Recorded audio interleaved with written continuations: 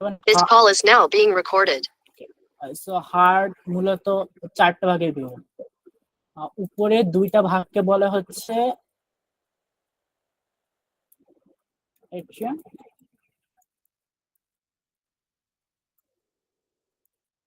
এবং নিচের দুই ভাগকে বলা হচ্ছে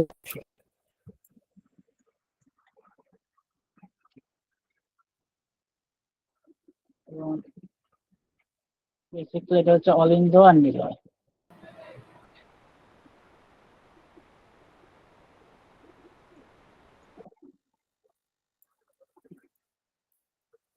আচ্ছা, এখানে যেহেতু অনেক কম মানুষ আছে, সুতরাং আমি আসলে ক্লাসে লেভেলে ডিপেন্ড করে হচ্ছে তোমরা কতটুকু জানো। সো কেউ কি বলতে পারবা যে কতখানি, মানে তোমাদের ধারণা কোথা থেকে শুরু করবে? অনেকে একদম বেসিক থেকে শুরু করেন। সরি, কি বললা? বেসিক থেকে শুরু করেন। আচ্ছা, সো হার্ট সম্পর্কে কতখানি জানো?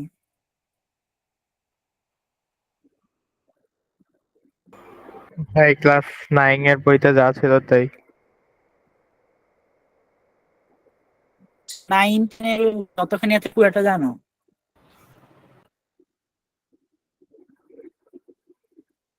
হ্যাঁ, আমরা তো ক্লাস 8 এ।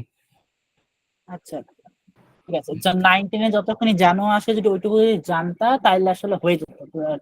সো 9, 10 এ বেসিক থেকে শুরু করি। সো উপরে দুইটা হচ্ছে অ্যাট্রিয়াম আর নিচের দুইটা হচ্ছে ভেন্ট্রিকল, ঠিক আছে? সো টোটাল দুইটা অ্যাট্রিয়াম, দুইটা ভেন্ট্রিকল। এখন একটা হচ্ছে ডান অলিন্দ, একটা হচ্ছে বাম অলিন্দ। এখন কোনটা ডান কোনটা বাম?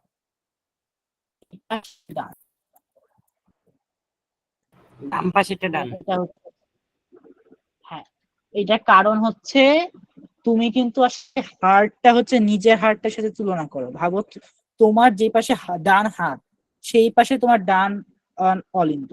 মানে এটা তো তুমি হচ্ছে তোমার সামনের জন্য হার্ট দেখছো, বুঝছো? এটা হচ্ছে তোমার নিজের হার্ট না, তোমার সামনের জন্য পার্সপেক্টিভ থেকে। মানে মিররে যেমন দেখো না, ডান হাতটা বাম পাশে চলে যাও, এরকম রিফ্লেক্ট করছে বেসিক্যালি। আসলে তুমি যদি নিজে ডান হার্টের ডান পাশে করো, সেটা আসলে ডান অলিন্দ। এবং যখন আমি যেটা রিফ্লেক্ট করছি, সো এটা বাম পাশেরটা শুধু ডান হয়ে যাচ্ছে। সো এটা ডান।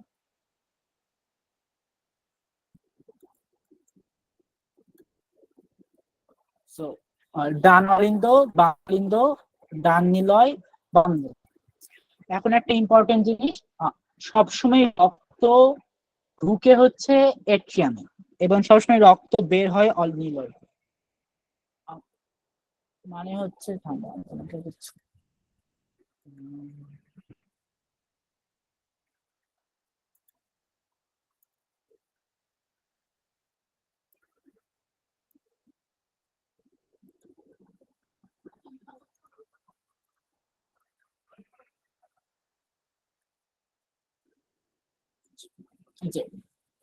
Right atrium, left atrium, right ventricle, left ventricle. এখন রক্ত সবসময় বের হয় হচ্ছে ভেন্ট্রিকল দিয়ে আর ঢুকে হচ্ছে এট্রিয়াম। সো তুমি যদি দেখো যে এট্রিয়ামে ঢুকলো, দেন ভেন্ট্রিকল দিয়ে বের হয়ে গেল, আবার এট্রিয়াম দিয়ে ঢুকলো, ভেন্ট্রিকল দিয়ে বের হয়ে গেল। এবং বেসিক্যালি হার্ট যেটা করে সেটা কিছুই না, বেসিক্যালি পাম্প করে রক্ত, পাম্প করে, রক্ত ক্ষয় করে চলে যায়, যে আবার রক্ত পাম্প করে দিয়ে রক্ত ক্ষয় করে চলে যায়।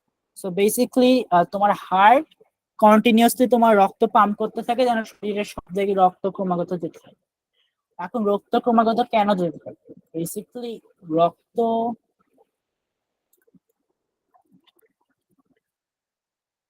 আমার যখন হার্ট আছে, এটা আমার হার্ট, এখান থেকে রক্ত বের হয়, ঠিক আছে? রক্ত বের হচ্ছে, রক্ত বের হয়ে সেটা তোমার কোষে যাবে, একটা কোষ আছে।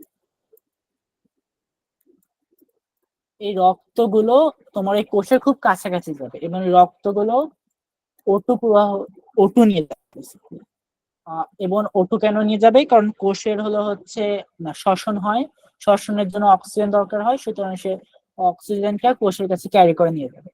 এবার কোষটাই অক্সিজেন গুলো নিয়ে নেবে এবং শ্বসনের এর ফলে CO2 সে বের করে দিবে, সেটা আবার সে হার্টের কাছে যাবে। সেটা আবার হার্টের কাছে যাবে।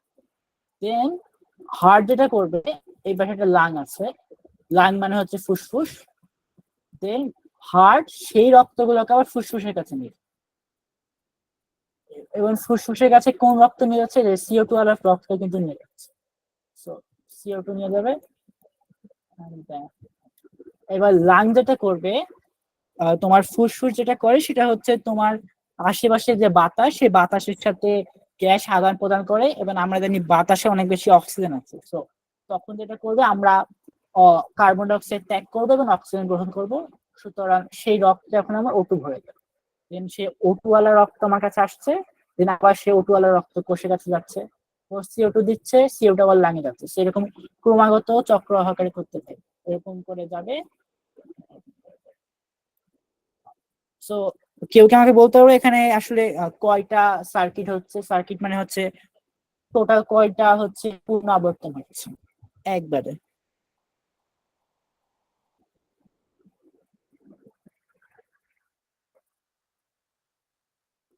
আচ্ছা, আই গেস কোশ্চেনটা বুঝোনি। কোশ্চেনটা ছিল হচ্ছে টোটাল কয়টা সার্কিট হচ্ছে বেসিক্যালি। সার্কিটের উপর একটা ক্লাস হয়েছিল, তো সো সেখান থেকে এই ইলেকট্রিসিটি যে সার্কিট, ওখানে ওইরকমই একটা অনেকখানি। আহ, এখানে আসলে দুইটা সার্কিট হচ্ছে। এটা হচ্ছে এটা একটা সার্কিট যেটা বলে আমরা হচ্ছে,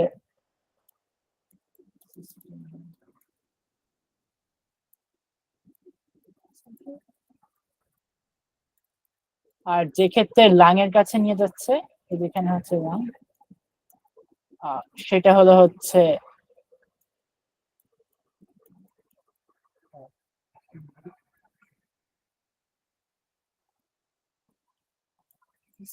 সো আমাদের হার্ট আসলে যে রক্ত প্রবাহ করে সেটা আসলে ডাবল সার্কিট আলা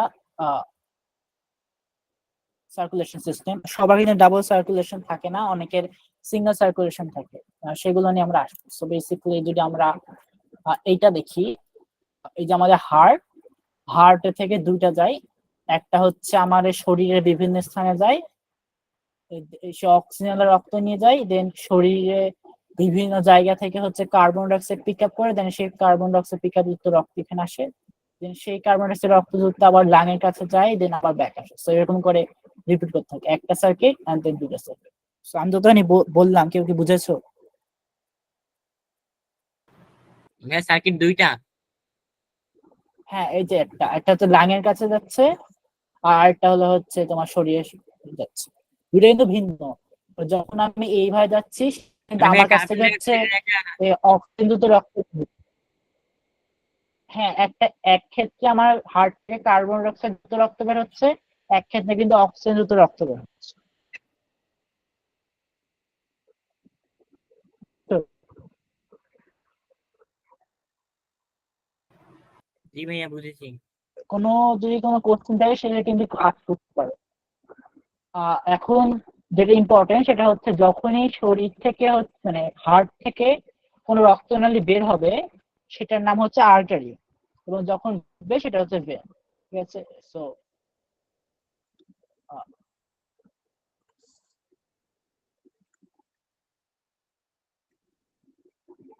সো এইটা যদি হার্ট হয়, যখন আমার শরীর থেকে এভাবে বের হয়ে এখানে আবার ঢুকছে, এটাকে আমরা বলছি আর্টারি। বাংলায় বললে ধমনী।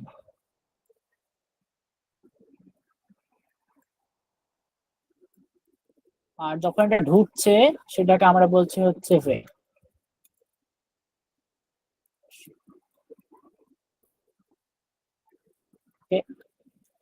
সো নর্মালি আর্টারি যেটা করে, নর্মালি কি আমাদের শরীর থেকে কি, হার্ট থেকে কিন্তু নর্মালি অক্সিজেন যুক্ত রক্ত নিয়ে বের করে, তাই না? আর কার্বন ডাই অক্সাইড রক্ত ঢুকায়। এবং যখন এই সার্কিটটা হয়, এইখানে কিন্তু এটা এগেইন হার্ট থেকে যদি রক্ত বের হয়, সেটা সব সময় হচ্ছে আর্টারি।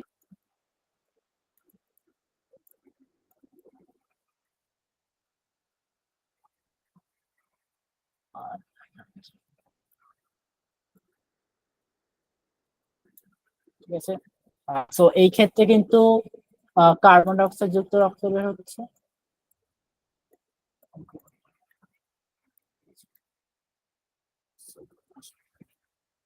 সো রক্ত এট্রিয়ামে ঢুকছে এবং ভেন্ট্রিকল দিয়ে বের হচ্ছে। রক্ত এট্রিয়াম দিয়ে ঢুকছে, ভেন্ট্রিকল দিয়ে বের হচ্ছে। So, আমরা এখন questions হ্যাঁ এতক্ষণ যেগুলো বুঝলাম, কারো কি কোনো প্রবলেম আছে?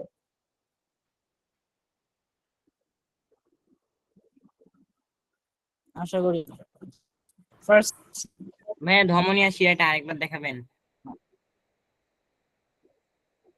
আচ্ছা আচ্ছা, ধমনী হচ্ছে বেসিক্যালি হার্ট থেকে রক্তনালী গুলোই যে রক্তনালী ঢুকছে সেগুলো শিরা। খুব সহজ করে বলি,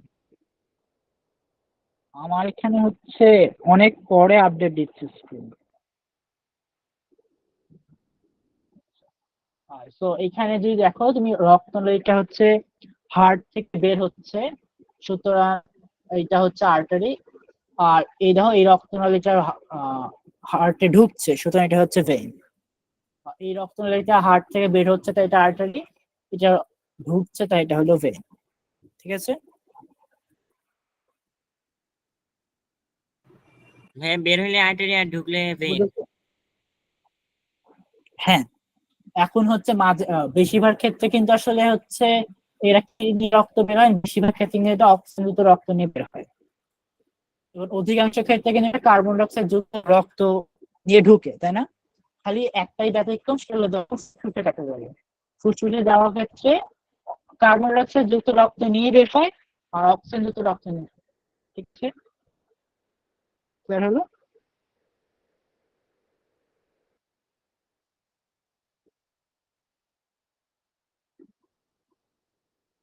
বুঝেছো? দৃষ্টিটা না করবো।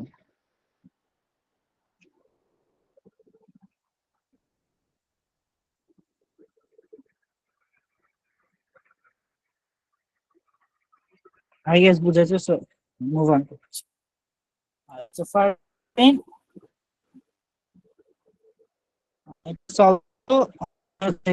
যে হয় সেটা তো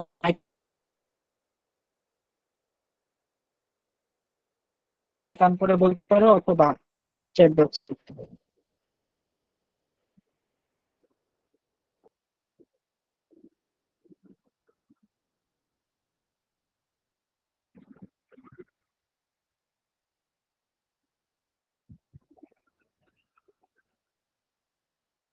আমার কথা কি শোনা যাচ্ছে? হ্যাঁ, শোনা যেতেছে এখন।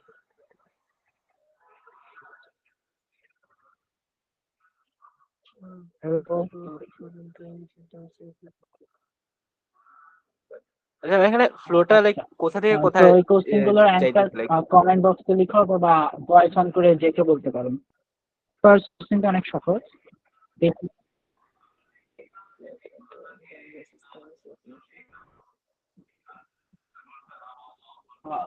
কোথায় কোথায় যাচ্ছে এটা প্রশ্নই বলা আছে।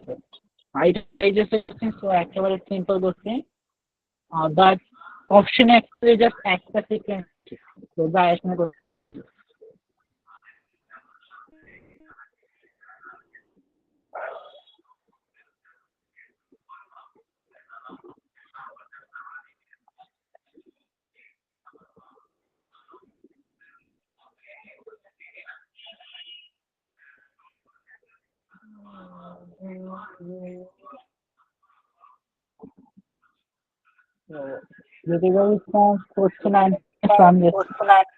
হিন্দি।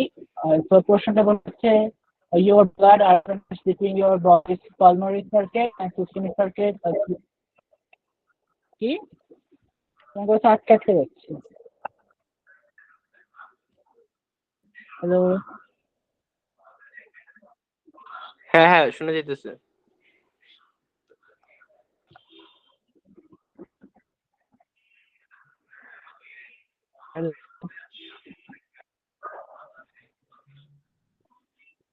আচ্ছা,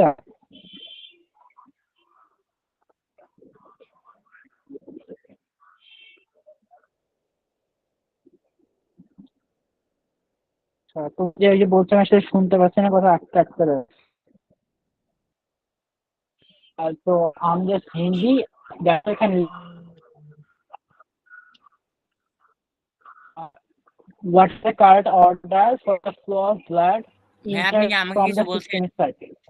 আমাদের কিন্তু সিস্টেমিক সার্কিট এখানে শুরু হয়, রক্ত কিন্তু মানে শেষ এখানে systemic circuit superior vena cava আর inferior vena cava, ultimately vena cava থেকে রাইট। ফার্স্ট আমাদের আছে ভেনা, তারপরে আছে রেট্রিয়াম, হ্যাঁ।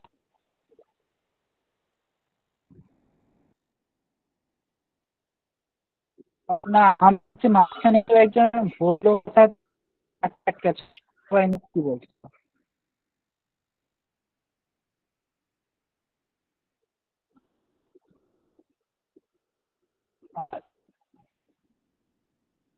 অনেক সময় গেছে তোমার লিভ নিয়ে আবার জয়েন দিয়েছে।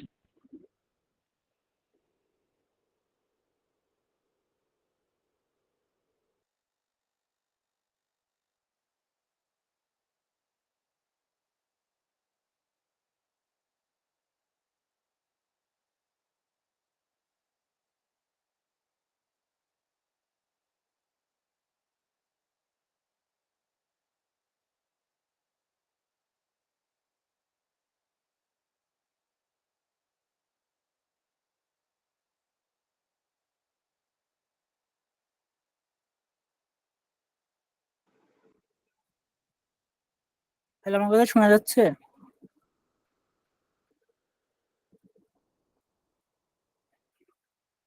জি ভাইয়া। সো বলছিলাম কোশ্চেনটা হচ্ছে the correct order for the flow of blood entering from the systemic circulation. So আমাদের আসলে যেটা হলো ব্লাড ফ্লো আর সার্কুলেশন। সো তুমি প্রশ্নটা দেখো, সো আমাদের আসলে ফার্স্ট থেকে vena cava, then right atrium, right ventricle, then pulmonary artery, and then pulmonary vein, right? আমরা যদি এখন অপশন গুলো চেক করি, অপশন গুলো চেক করে তো আসলে ভুল ভাল আছে। ফার্স্ট অপশন চেক করি, আছে right atrium and then pulmonary trunk, right atrium then pulmonary trunk। But আমরা জানি যে কখনো এট্রিয়াম দিয়ে রক্ত বের হয় না, সবসময় ভেন্ট্রিকল দিয়ে রক্ত বের হয়। সুতরাং এক নাম্বারটা এখানেই ভুল, কারণ রাইট অ্যাট্রিয়ামের পর রাইট ভেন্ট্রিকল আছে। দেন একের পর দুই, রাইট অ্যাট্রিয়াম থেকে লেফট অ্যাট্রিয়াম, কখনো অ্যাট্রিয়াম থেকে অ্যাট্রিয়ামে রক্ত যায় না, সো দুই নাম্বারটাও ভুল।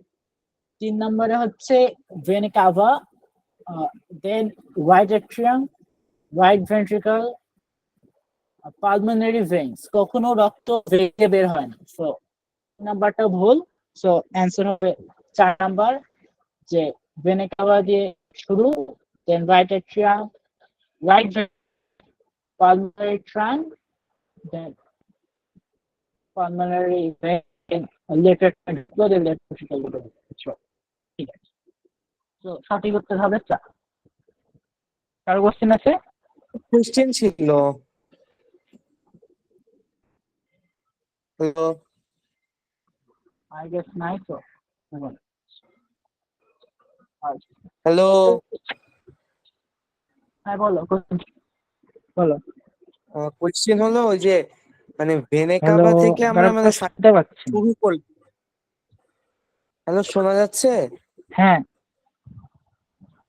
আচ্ছা, এখানে যে মানে ভেনা কাভা থেকে শুরু করলাম, তো আলটিমেটলি কি মানে রক্তটা পাম্প হওয়ার পরে ভেনা কাভাতে যায় না, তারপরে আবার ভেনা কাভা থেকে এসে মানে কথা শুরুটা আসলে আটকে কোথায়? যাচ্ছে না, আচ্ছা আমি লিখে জিজ্ঞেস করতেছি। দুটা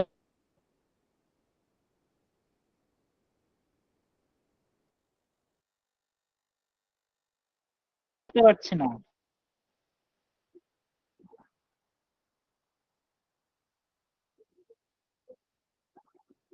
আচ্ছা আচ্ছা, আমার কথা কি শুনতে পাচ্ছিস?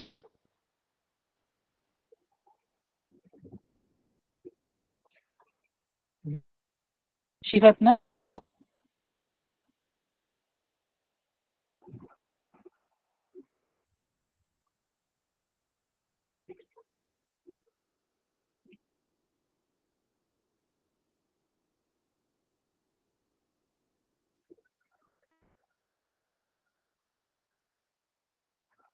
হ্যালো, হ্যাঁ আমি ইন্টারিম লিখে ফ্রম দ্য করছি। সার্কুলেশন শুরু হবে রাইট অ্যাকশন হবে না, আসলে কোথায় শুরু হবে? আসলে এখান থেকে আমি জাস্ট অপশন দেখি কি কি আমার কানেকশনের সমস্যা না অন্য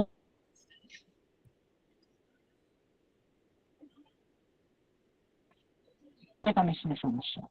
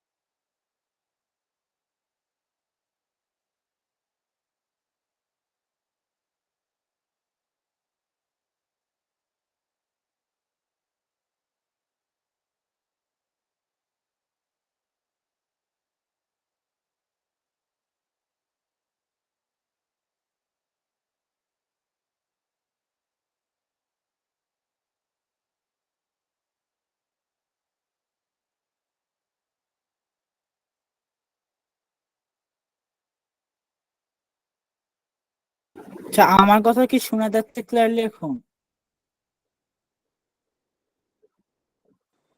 হ্যাঁ এখন যাচ্ছে। এখন যাচ্ছে। আচ্ছা, তখন কি যাচ্ছিল না কথা শোনা? না তখন আটকে আটকে যাচ্ছিল। আচ্ছা, তো কোশ্চেনটা ছিল যে আসলে ব্লাড ফ্লোটা কোথায় শুরু হচ্ছে আমরা কি করে বুঝবো? এটা আসলে ব্লাড ফ্লোটা কোথায় শুরু হচ্ছে কোনো ডেফিনিট অ্যান্সার নাই। এটা আসলে একদিক দিয়ে চিন্তা করলে যদি অপশনটা থাকতো রাইট অ্যাকশন শুরু হচ্ছে, আমরা সেই অপশনটা চুজ করতাম। এখানে চারটার মধ্যে বেস্ট অ্যান্সার কোনটা আমরা সেটা চুজ করছি। আচ্ছা বুঝছি।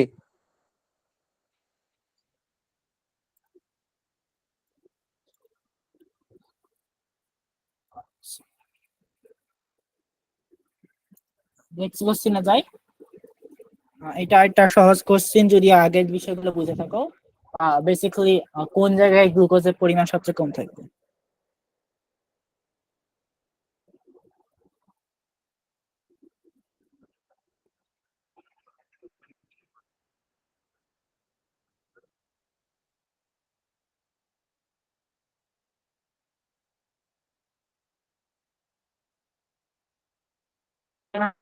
ট্রাই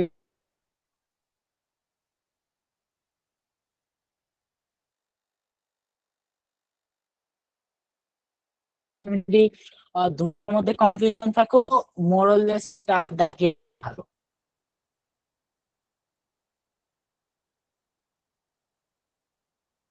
কারণ 0.25 যেহেতু মাইনাস ইন্টারন্যাশনাল আর একটা টিক গেলে 1 পয়েন্ট চাই, তো আলটিমেটলি যদি 50-50 চান্স থাকে দাঁড়িয়ে দেওয়া উচিত।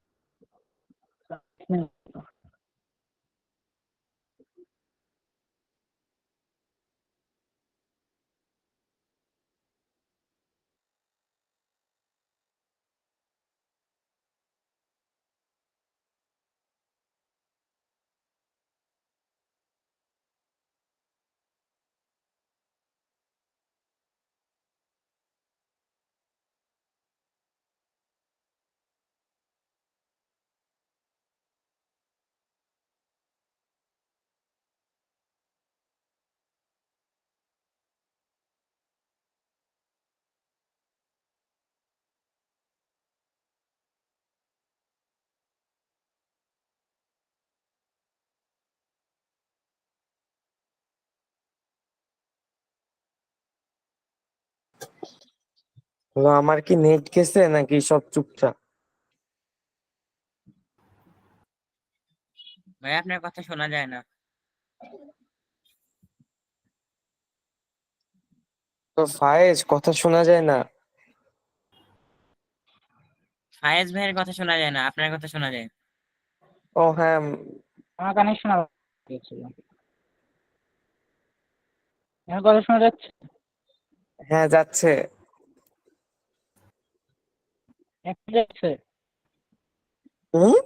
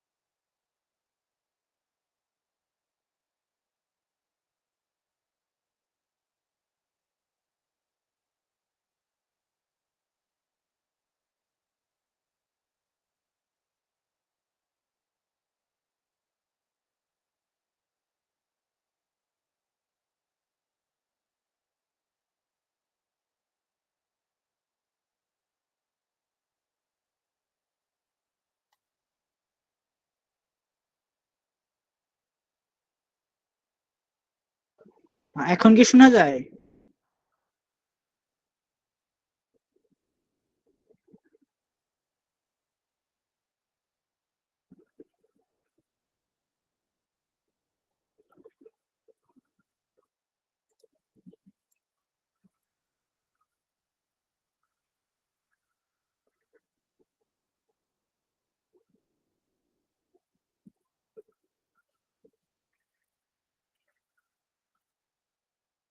হ্যালো, এখন কি কথা শোনা যায়? জি ভাইয়া। আচ্ছা, কোশ্চেনটা কি কেউ সলভ করতে পেরেছো?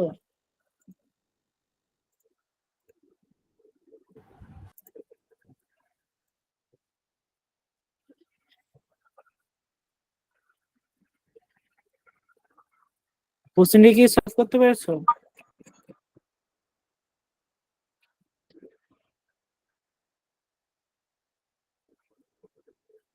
নাকি এখন আমার কথা শোনা যাচ্ছে না? ভাইয়া এখন শোনা হ্যালো, যাচ্ছে, দেখতেছি। আচ্ছা, দেখি আর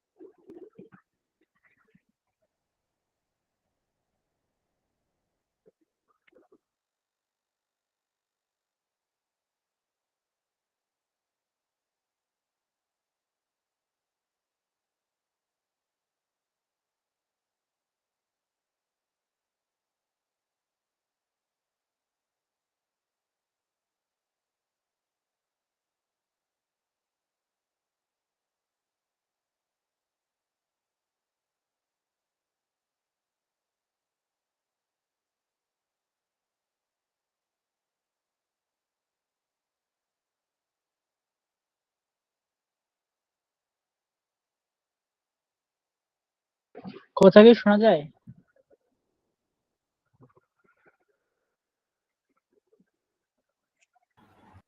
জি ভাইয়া। কেউ কি পারো না এখনো?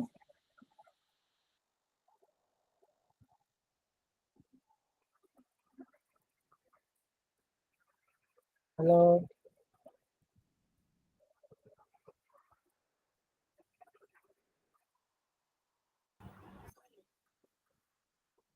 ভাইয়া এতে কি? ওটা তো বের করতে হবে। বাট এখানে এইটা হচ্ছে বেসিক্যালি বোঝাচ্ছে যে হচ্ছে তোমার শরীরের উপরের দিকে যে রক্ত যাচ্ছে বা সুপিরিয়র ভেনে কাভা। মানে দেখো সব ওই রক্ত এখান দিয়ে তোমার হচ্ছে হার্টে ঢুকছে, হার্টে রক্ত ঢুকছে, এর রক্ত বের হচ্ছে। এটা একটা ভেইন বেসিক্যালি। ভাইয়া কিছু হিন্ট দেন।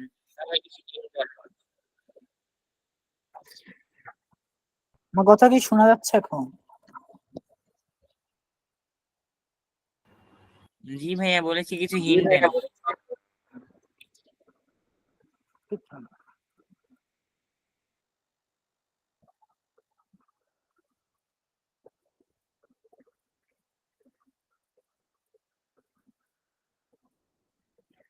আচ্ছা,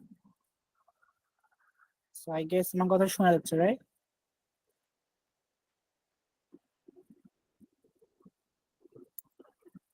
আমার কথা কি শোনা যাচ্ছে এখন? আই গেস শোনা যাচ্ছে। সো হিন্টটা হচ্ছে বেসিক্যালি দেখো, আমরা যদি এইটার সাথে এইটা কম্পেয়ার করি, একদম প্রায় সেম ডায়াগ্রাম। আমাদের এখানে রক্ত ফুসফুসে যাচ্ছে, দেন সেটা আবার ব্যাক আসছে, দেন আবার একটা বের হয়ে যাচ্ছে, দেন একটা ঢুকছে। আর ডিফারেন্সটা হচ্ছে আমাদের এখানে জাস্ট একটা ঢুকে গেছিল এই জায়গায়, এইটা দুই ভাগ হয়ে গেছে, দুই ভাগ হয়ে একটা উপরে গেছে, একটা নিচে গেছে। আমাদের শরীরে কিন্তু এটাই হয় আসলে। আহ যখন আমাদের রক্ত আসে তখন উপরের অংশ যেমন ব্রেইনের রক্ত উপর দিক থেকে আসে এবং নিচের অংশ যেমন পা, সেই সব জায়গা, যেমন পা কিংবা এখানে যেরকম আছে পাকস্থলী, কিডনি, লিভার, এগুলোর রক্ত আরেকটা ভেইন দিয়ে আসে, দিয়ে দুইটা ভেইন একসাথে যোগ হয়ে একসাথে রক্ত ফুসফুসে আসে। সো এ হচ্ছে সুপিরিয়র ভেনা কাভা, মানে উপরের দিকে ভেনা কাভা, আর সি হচ্ছে ইনফেরিয়র ভেনা কাভা বা নিচের দিকের ভেনা কাভা। সো এটা হলো নিচের দিকের ভেইন, উপরের দিকের ভেইন, বাট এগুলো কিছু লাগবে না। সো আমাদের basically ABCD glucose concentration compare করবে। আমার কথা কি শোনা যাচ্ছে এখন? হ্যালো? জি ভাইয়া। আচ্ছা, গ্রেট। সো এতে সো ফার্স্ট আসি ডিতে। এখানে ডিতে অনেক বেশি গ্লুকোজ থাকবে, কেউ কি গেস করতে পারবা কেন?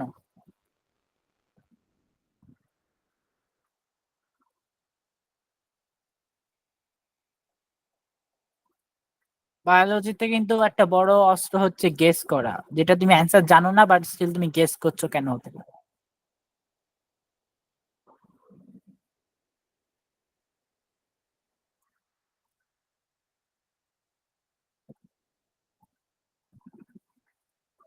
আচ্ছা, সো আমি বলে দিই। আর এখানে আসলে দেখো তুমি কিন্তু এখানে কি আছে, এটা হচ্ছে তোমার পরিপাক তন্ত্র, এবং মোস্ট ইম্পর্টেন্ট এটা হচ্ছে তোমার যেই জায়গা থেকে তোমার যখন হচ্ছে সব শোষণ টোষণ হচ্ছে। তো তুমি যেসব খাবার খাচ্ছ, যেমন তুমি তোমার রুটি খাচ্ছ, ভাত খাচ্ছ, সেই ভাতের সকল গ্লুকোজ কিন্তু এখান দিয়ে শোষণ হচ্ছে, এবং সেই সকল গ্লুকোজ কিন্তু তোমার লিভারকে বা তোমার যকৃৎকে পাঠিয়ে দিচ্ছে, এবং তোমার শরীরে যত খাবার খাচ্ছ সব শর্করা কিন্তু এখন কিন্তু এই যে এই ভেইনে আছে। সো এই ভেইন আসলে তোমার সবচেয়ে বেশি শর্করা থাকছে, কারণ তোমার খাবারের সকল শর্করা এখানে আছে। এবং লিভার কিন্তু নিচেই গ্লুকোজ উৎপাদন করে, সো ডিতে অনেক বেশি গ্লুকোজ থাকে। এবং ডিতে অনেক বেশি গ্লুকোজ থাকলে স্বাভাবিকভাবে সিতে অনেক বেশি গ্লুকোজ থাকবে, যেহেতু এই রক্তটাই সিতে যাচ্ছে, রাইট? সো ডি এবং সিতে অনেক বেশি গ্লুকোজ থাকে, এবং সেই রক্ত কি হয় এখানে আসে, দেন এখানে আসে, দেন ওই রক্তটাই কিন্তু আবার এখানে আসছে। সো আলটিমেটলি কিন্তু বিতেও অনেক বেশি রক্ত থাকছে, অনেক বেশি গ্লুকোজ থাকছে। দেন এই গ্লুকোজটা আবার এখানে আসছে, দেন এখানে পরিবাহিত হচ্ছে, যে পুরাটা পরিবহন করার পর যা আলটিমেটলি এতে আসছে। সো আসলে কি হচ্ছে দেখো এখানে যে গ্লুকোজটা, এই গ্লুকোজটা এত দূর পরিবহন করে এতে আসে। সো এই আসলে হচ্ছে এতে সবচেয়ে কম গ্লুকোজ কনসেন্ট্রেশন থাকবে, কারণ কোষগুলো সব গ্লুকোজ অলরেডি নিয়ে নিয়েছে। এই যে এতগুলো পথ যাচ্ছে, এই পথে অনেক কোষ থাকে, এই কোষগুলো যে সংস্পর্শে সেই কোষগুলো সেই গ্লুকোজ গুলো নিয়ে নেয়। আলটিমেটলি যখন সুপিরিয়র ভেনা কাভা থেকে রক্ত আসে, সেই রক্ত অনেক কম গ্লুকোজ কনসেন্ট্রেশন থাকে। এইসব ভেনে কিন্তু অনেক কম গ্লুকোজ কনসেন্ট্রেশন আছে, এখানে যে বেড়ে যাচ্ছে কারণ এখানে লিভার থেকে আসছে গ্লুকোজ। বুঝতে ভাইয়া পারছো? শুরুটা হয় কোথা থেকে? কিসের শুরু? মানে শর্করার, মানে গ্লুকোজের কনসেন্ট্রেশনের? মানে ভাইয়া বলছি যে পাম্প করাটা শুরু হয় কোথা থেকে রক্তের? এমন তো কিছু না যে তুমি এটা হচ্ছে থামছে দেন ওখান থেকে আবার শুরু হচ্ছে, এটা লাইক কন্টিনিউয়াসলি হচ্ছে, এটা সাইকেলের একটা অংশ। এমন না যে এখান থেকে শুরু হচ্ছে, লাইক এটা কন্টিনিউয়াসলি চলতে আছে। তো তুমি যে কোনো একটা পয়েন্ট থেকে স্টার্ট ধরে চলতে থাকো। ওকে, এর শর্করা কিন্তু তোমার আলটিমেটলি শুরু হচ্ছে এই জায়গা থেকে, কারণ তোমার যা সব খাবার খাচ্ছ সব খাবারের শর্করা এখানে আছে। তো তুমি যদি শর্করা কনসেন্ট্রেশন থেকে দেখো, এই জায়গাটা হলো সবার লাস্টে আসে, সুতরাং এতে আসে সবচেয়ে কম গ্লুকোজ কনসেন্ট্রেশন। বুঝেছো?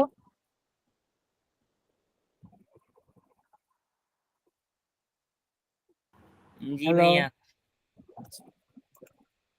এই কোশ্চেনটা দেখো।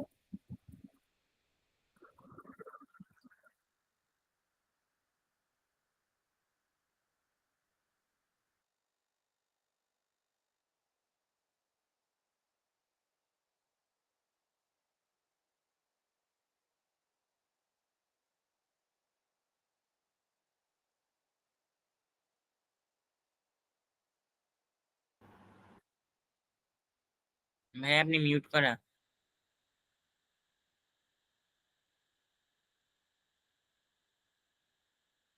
আমি তো বললাম যে হচ্ছে 1 মিনিট দিচ্ছে, কোশ্চেনটাকে পরও দিয়ে সলভ করার চেষ্টা করো।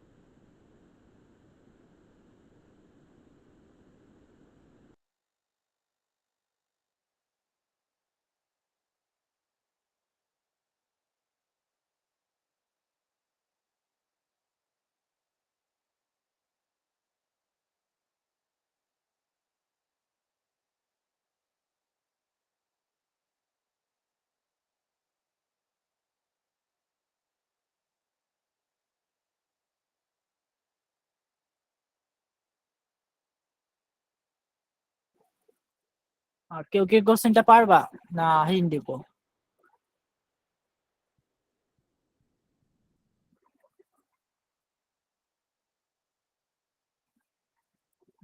20 পর্যন্ত ট্রাই করো।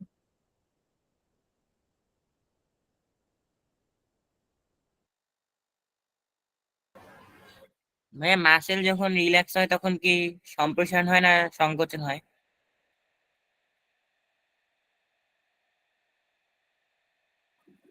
দেখো তুমি যদি কোনো জায়গাতে চাপ দিয়ে রাখো, এখানে যেরকম হচ্ছে এই মাসল গুলো দুই পাশে চাপ দিয়ে রেখেছে, তুমি যদি এই চাপটা না দাও তখন কি হবে? এটা আবার ওর স্বাভাবিক মতো হয়ে যাবে, মানে এরকম হয়ে যাবে, রাইট? তো এটা তো অবশ্যই ওর নর্মাল অবস্থায় আসবে, যখন তুমি কোনো চাপ দিবা না তখন ওর নর্মাল অবস্থায় আসবে। আর যখন তুমি চাপ দিবা তখন এটা সংকুচিত হয়েছে। Okay? ভাইয়া রিল্যাক্সের জন্য তো সম্প্রসারণ হওয়া লাগবে, কিন্তু এখানে তো মাসেলস রিল্যাক্স। হ্যাঁ, এটা বলছি, যখন দেখো এই মাসলস গুলো কি দিচ্ছে, এরপর চাপ দিচ্ছে না, যখন এই মাসল গুলো চাপ দিবে না, রিল্যাক্স করা মানে সিম্পলি যে তুমি ওই চাপটা দিবা না। তুমি এতক্ষণ ধরে চাপ দিচ্ছ, চাপটা দিবা না। আমি যখন চাপটা দিব না তখন কি হবে? নর্মাল অবস্থায় চলে আসবে, তখন ওই আবার এখন যে দেখো এখানে যেমন সরল লেখা আছে এরকম তো এখানে সরল লেখা আছে, বেসিক মানে এর তুলনায় সম্প্রসারিত হবে।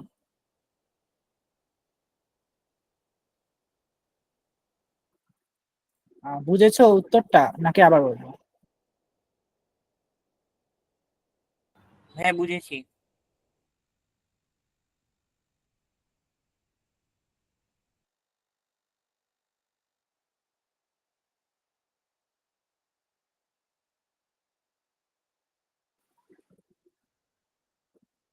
আচ্ছা, ওকে ওকে।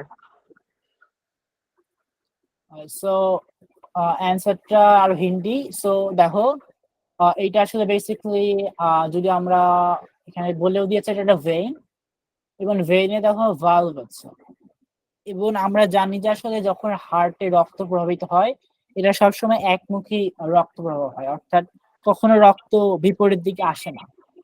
সুতরাং এখানে যেহেতু ভালভটা ক্লোজ আছে এবং ভালভটা ওপেন আছে, অবশ্যই রক্ত সোজা যাবে বেসিক্যালি, কারণ পিছে আসতে পারবে না, কারণ এই পিছে তো ভালভ বন্ধ হয়, সুতরাং রক্ত এই সোজা যাবে, তাই না? সো সেখান থেকে প্রশ্নটা সলভ করার চেষ্টা করেন।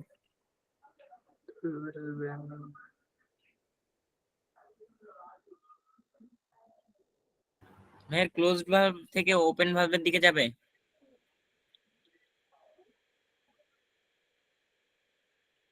হ্যাঁ, কারণ ওই তো আবার ওপেন ভালভ থেকে ক্লোজ ভালভের দিকে যেতে পারবে না, কারণ ওই তো বন্ধ।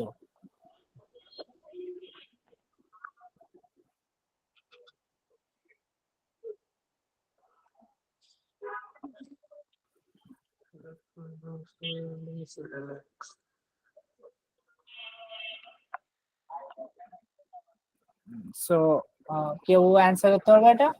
তাহলে অ্যান্সার বলে দেবো।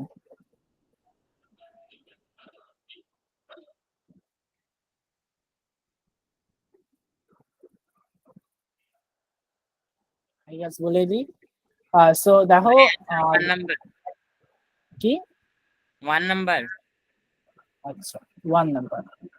So the blood pressure at Y is higher than at X in this situation. যদি দেখো X এ কিন্তু কোনো মাসলকে চাপ দিয়ে নাই, অন্যদিকে Y এ কিন্তু মাসল চাপ দিয়ে আছে। যখন আমি কোনো জায়গায় শক্তি প্রয়োগ করবো, এখানে যখন মাসল শক্তি প্রয়োগ করছে, স্বাভাবিকভাবে সে জায়গায় চাপ বৃদ্ধি পায়, রাইট? তুমি যদি কোনো জায়গায় সব বল প্রয়োগ করো, অবভিয়াসলি তোমার প্রেসার বৃদ্ধি পাবে, কারণ পি সমানুপাতিক এ। সো এই জায়গায় যেহেতু তুমি ফোর্স প্রয়োগ করছো, সুতরাং এই জায়গায় প্রেসার বেশি আর এই জায়গায় প্রেসার কম। সুতরাং the blood pressure at Y is higher than at X, কারণ এই জায়গায় কোনো বল প্রয়োগ করা হচ্ছে না, এই জায়গায় বল প্রয়োগ করা হচ্ছে। তারপর একটা প্রশ্ন হচ্ছে, the blood flows from X to Y when the muscle relax. আসলে রক্ত কখনো বিপরীত মুখে যায় না। সো যখন তুমি রক্ত নর্মালি এদিক যাচ্ছে, কখনো রক্ত ব্যাক আসবে না, এক্স থেকে ওয়াই আসবে। যখনই এদিকে আসার চেষ্টা করবে, ভালভটা ক্লোজ হয়ে যাবে। সুতরাং এমনকি যদি মাসল ব্ল্যাক হয়, তাহলেও রক্ত এক্স থেকে ওয়াই আসবে না। কারণ ভালভগুলো এইভাবেই ডিজাইন করা আছে, যখন রক্ত বিপরীত মুখে আসার চেষ্টা করবে, ভালভগুলো ক্লোজ হয়ে যাবে। The blood flows from Y to Z when the muscles contract. Again হবে না, যখন মাসলস কন্ট্রাক্ট হচ্ছে, যেমন এখানে যখন মাসল কন্ট্রাক্ট হয় তখন এই ভালভটা বন্ধ হয়ে যায়, রক্ত সামনে। সো একমাত্র সঠিক উত্তর হচ্ছে এক। কারো কোশ্চেন আছে? মাসলস কন্ট্রাক্ট একবার বলবেন, আর কি? মানে ওই টার্মটা মাসলস কন্ট্রাক্ট? মাসলস কন্ট্রাক্ট মানে হচ্ছে বেসিক্যালি যখন এই মাসলস গুলোর শক্তি প্রয়োগ করছে। তুমি যদি ভাবতে পারো, দেখো তুমি যখন শ্বাস নিচ্ছ, তুমি যখন জোরে করে শ্বাস নিচ্ছ, তোমার হচ্ছে তোমার যে ডায়াফ্রাম আছে, ডায়াফ্রাম হচ্ছে সম্প্রসারিত হচ্ছে, এবং সেই সম্প্রসারণের জন্য কিন্তু ফোর্স দিচ্ছে, যেহেতু তুমি ফোর্স কন্ট্রাকশন করছো। আচ্ছা, সম্প্রসারণ কি হয় আদৌ কখনো? মানে শুধু এমন না জিনিসটা শুধু সংকুচিত হয় এবং তারপরে রিল্যাক্স হয়ে যায়, মানে নর্মাল? হ্যাঁ, নর্মাল এটাই হয় যে তুমি এটিপি খরচ করে হচ্ছে সংকোচন করো, দিয়ে নর্মালি নিজে নিজেই রিল্যাক্স হয়ে যায়। বাট তুমি ফোর্স দিয়েও হচ্ছে রিল্যাক্স করতে পারো, মানে তুমি স্বাভাবিক চেয়ে বেশি যখন তুমি হচ্ছে সম্প্রসারণ করবা, তখন তোমাকে ফোর্স দিতে হবে। দেখো, যখন তুমি নর্মালি শ্বাস প্রশ্বাস নাও, তোমার যে ভলিউমটা থাকে, তুমি যখন জোর করে শ্বাস প্রশ্বাস নাও, তার চেয়ে বেশি ভলিউম থাকে। সো নর্মালি হচ্ছে তোমার রিল্যাক্সের জন্য কোনো এটিপি খরচ করতে হয়, বাট যখন তুমি এক্সট্রিম কেসে করতে হয়। সো বাট ইয়েস, নর্মালি করতে হয় না। So I hope that answers. আগের কোশ্চেন কোনো কোশ্চেন আছে? I guess নাই। So next question. দেখি কেউ সলভ করতে পারো নাকি। এটা সহজ আসলে। এটা বেসিক্যালি ফিজিক্স খেতে এসেছে। ফিজিক্স এর কেউ যদি ফ্লুইড মেকানিক্স করে থাকো, এটা basically continuity equation.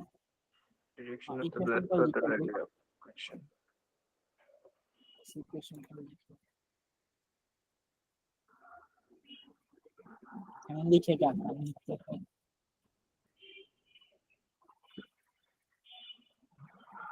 Continuity equation basically এটা v1 a1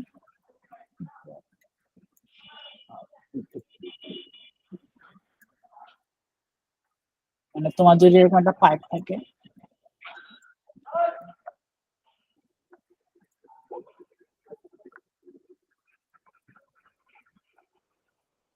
এবং এই জায়গায় যদি ভলিউম থাকে হচ্ছে এই জায়গায় যদি তোমার প্রস্থচ্ছেদের ক্ষেত্রফল যদি হয় a1, এবার এই জায়গায় যদি প্রস্থচ্ছেদের ক্ষেত্রফল হয় a2, তাহলে এই জায়গায় যে লিকুইডটা থাকবে সেই লিকুইডটার ভেলোসিটি যদি হয় v1 এবং এই জায়গায় ভেলোসিটি যদি v2 হয় তাহলে v1 into a1 equal v2 into a2।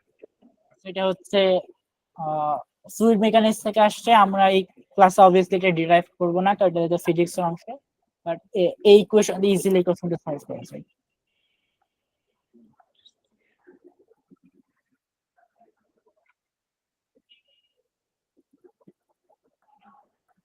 আচ্ছা, এটা তো ইয়া না যে মানে এই গ্রাফটা তো একজনের দেখারই কথা যখন সে ব্লাড ফ্লো করতেছে। নাও দেখতে পারে, জাস্ট 9-10 এর জ্ঞান দিয়ে করা যায় এটা। আচ্ছা,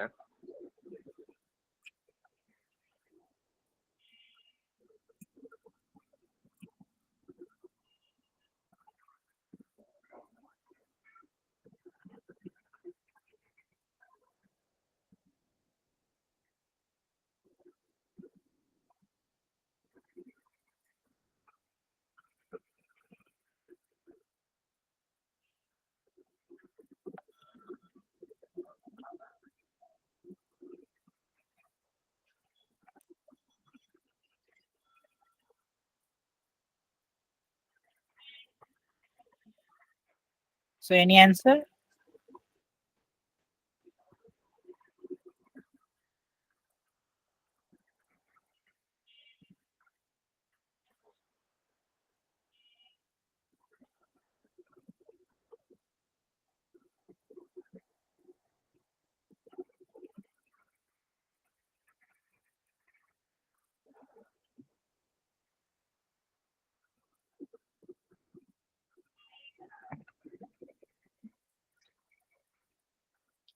সো এইটার অ্যান্সার হবে হচ্ছে ডি। এবং এটা কারণ হচ্ছে খুবই সিম্পল। আমরা যদি এই কোয়েশনে যাই আবার এই কোয়েশন থেকে আসলে যেটা আলটিমেটলি হয় যে v1 সমানুপাতিক 1/a। সো যখনই তোমার ক্ষেত্রফলের বাড়বে, যখনই তোমার এরিয়া বাড়বে তখনই তোমার ভেলোসিটি কমে যাবে বা তোমার ফ্লো কমে যাবে, রাইট? ফ্লো রেট কমে যাবে।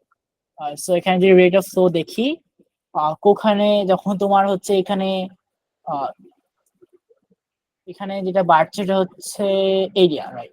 এখানে যখন এরিয়াটা বেড়ে যাবে তখন সময় রেট অফ ফ্লো কমে যাবে। সো এখানে কমেছে কোন দুই জায়গায়? এখানে দুই জায়গায় কমেছে, একটা হচ্ছে সিতে, একটা হলো ডি। এখন সি হবে না ডি হবে? এখন তুমি যদি দেখো, হ্যালো বুঝ করছো? আচ্ছা, এখানে তুমি যদি দেখো এ অংশে এরিয়া কম আর ভি অংশের এরিয়া বেশি, সো অবভিয়াসলি এটা রিভার্সড হবে, অর্থাৎ যেখানে কম সেখানে রেট বেশি হবে আর যেখানে বেশি সেখানে রেট কম হবে, বাট এখানে উল্টাটা আছে। সো অ্যান্সার হবে ডি, কজ এটার একদম এক্সাক্ট অপোজিট হচ্ছে। কারো ফুল question? চিত্রটাই হইলো, কি?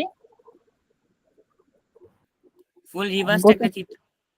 হ্যাঁ হ্যাঁ, ফুলি রিভার্স একটা চিত্র, যেখানে যেখানে উঁচু আছে সেখানে একদম পুরো রিভার্স, যেহেতু এটা পুরোপুরি হচ্ছে v1 সমানুপাতিক 1/a1, যেহেতু পুরোপুরি ব্যস্ত অনুপাতি, সুতরাং পুরোপুরি রিভার্স এটা করছে।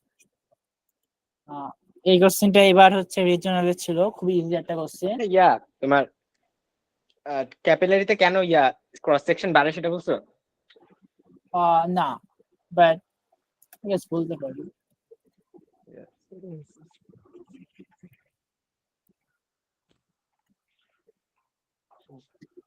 সো যখন হার্ট থেকে প্রথমে বের হয় তখন এত মোটা একটা, মানে এখানে আসলে এত মোটা না, বাট এত মোটা একটা জিনিস থাকে, বাট মানে কম্পারেটিভলি অনেক মোটা থাকে, সেটা হচ্ছে অ্যারোটা। আমি বানান ভুলে গেছি, আশা করি এটা অ্যারোটা থাকে, বাট দেন এটা অনেকভাবে বিভক্ত হয়ে যায়।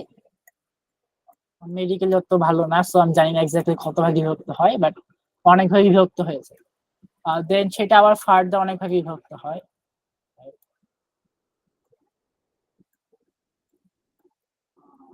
এখানে চিত্রই ছিল, চিত্রতেই যাই।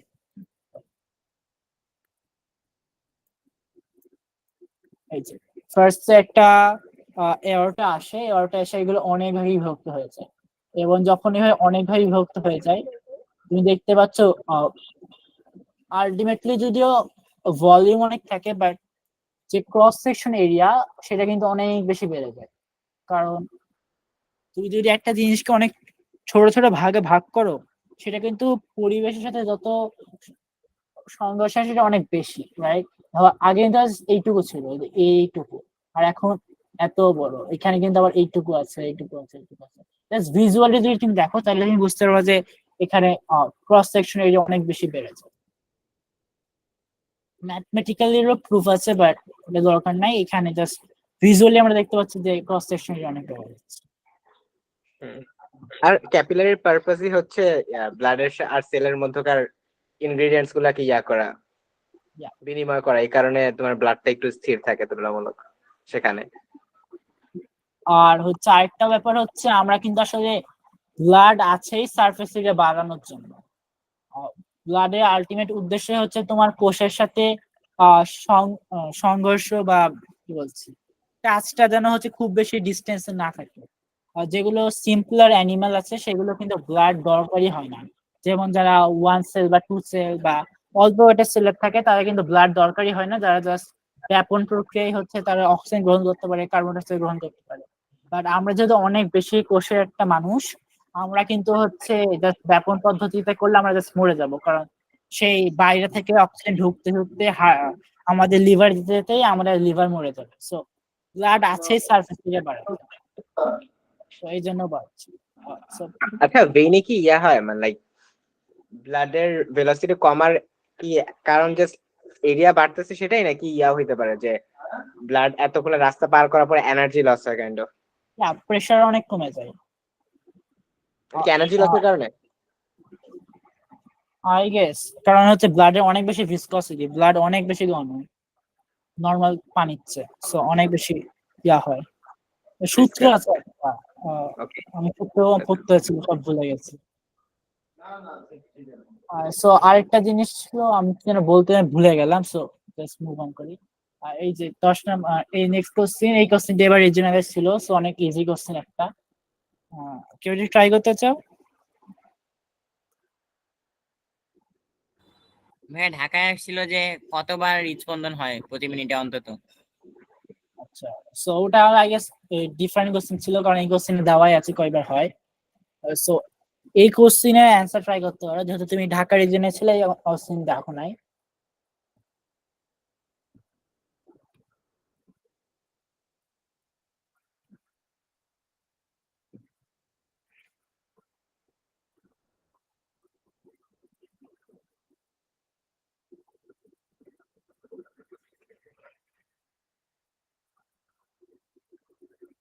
Yes, 2 মিনিট দিব।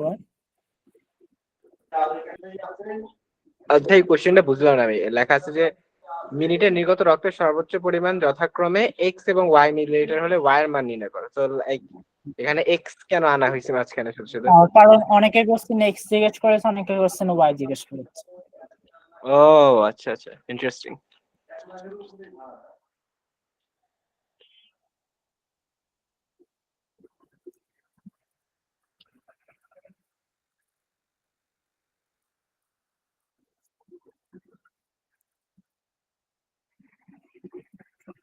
এন্ড বিজেএস এর আইজেস তো অনেক বেশি ভ্যাট লেখা থাকে, সেটা স্বাভাবিক। আর আইবিএতে তো আরেক প্যারা, আইবিএতে কোনো ভ্যাট লেখা থাকে না, আইজেস এর কয়েক গুণ বেশি থাকে, বাট সব ইম্পর্টেন্ট, সো আমাকে সবই করতে হবে।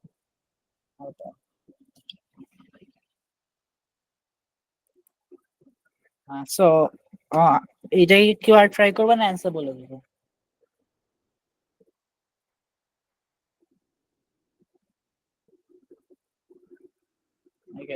শুরু করে দিই। সো বেসিক্যালি কোশ্চেনটা খুবই ইজি।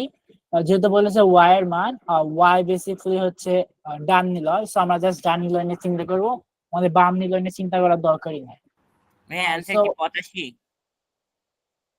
85 আমার কাছে ক্যালকুলেটর নাই, সো আমি আসলে জানি না, বাট দেখি। সো আমি জাস্ট প্রক্রিয়াটা বলে অ্যান্সার যেটা হবে হবে। সো আচ্ছা, ডায়াসল মানে বুঝো? যদি মানার দরকার নাই তাও বানান ঠিক আছে কিনা জানি না, ঠিক আছে ইয়েস। ডায়াসল মানে বুঝো?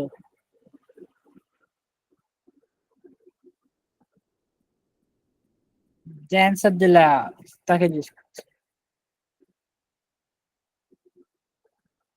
না বুঝলে বুঝিয়ে দিব, দন হলে বলবো না, এর জন্য জিজ্ঞেস করছি। আই গেস বুঝো, সো দেন বলার দরকার নাই। আচ্ছা আই গেস বুঝি না, ভাইয়া এই যে আপনার কথা শুনি নাই। বলে দিলে ভালো হয়। বুঝলাম না কি বললা, আমি শুনতে পাই নাই। ভাইয়া আপনার কথা শুনতে পাইনি। আচ্ছা, ডায়াসল মানে বুঝো? না ভাইয়া একবার বলেন আপনি। আচ্ছা, সো ডায়াসল খুবই সিম্পলি, ডায়াসল মানে হচ্ছে আচ্ছা, আর ডায়াসল মানে বেসিক্যালি সম্প্রসারণ, যখন হচ্ছে হার্টের রক্ত মানে নিলয়, বেসিক্যালি যেহেতু বলেছে নিলয় ডায়াস্টল, সো নিলয়ে যখন রক্ত ঢুকে তাকে আমরা বলবো ডায়াস্টল। এটা যখন বেসিক্যালি সম্প্রসারণ হচ্ছে, আর যখন এটা সংকোচন হচ্ছে তখন সেটাকে আমরা বলবো সিস্টল। বাংলাতে লিখি, ইংলিশ বানান জানি না। সিস্টোর সংকোচন, এস এস এইভাবে মনে রাখি আমি। আমার মনে থাকে না, আমি কোশ্চেন দেখে বুঝলাম যে কোনটা সম্প্রসারণ কোনটা সংকোচন। হ্যাঁ আচ্ছা, কোশ্চেন দেখে বোঝা যায়। হ্যাঁ, যেহেতু সংকোচন যখন হয় তখন তো লাইক ফ্লোটা বের মানে রক্তটা বের হয় আর কি বেসিক্যালি, সো রক্ত হ্যাঁ, থাকবে আর স্বাভাবিক। এগুলো কিছু লাগবেও না, এগুলো কিছু লাগবেও না, এগুলো ছাড়াই অ্যান্সার করতে। হ্যাঁ, এই প্রবলেমটা তো জাস্ট লাইক ম্যাথমেটিক্যাল হিসাব করবো। হ্যাঁ, সো ডায়াস্টল মানে হচ্ছে সম্প্রসারণ আর সিস্টেম মানে সংকোচন। সো হার্ট কি করে ক্রমাগত সংকোচন হয় প্রসারণ হয়, সংকোচন হয় প্রসারণ হয়।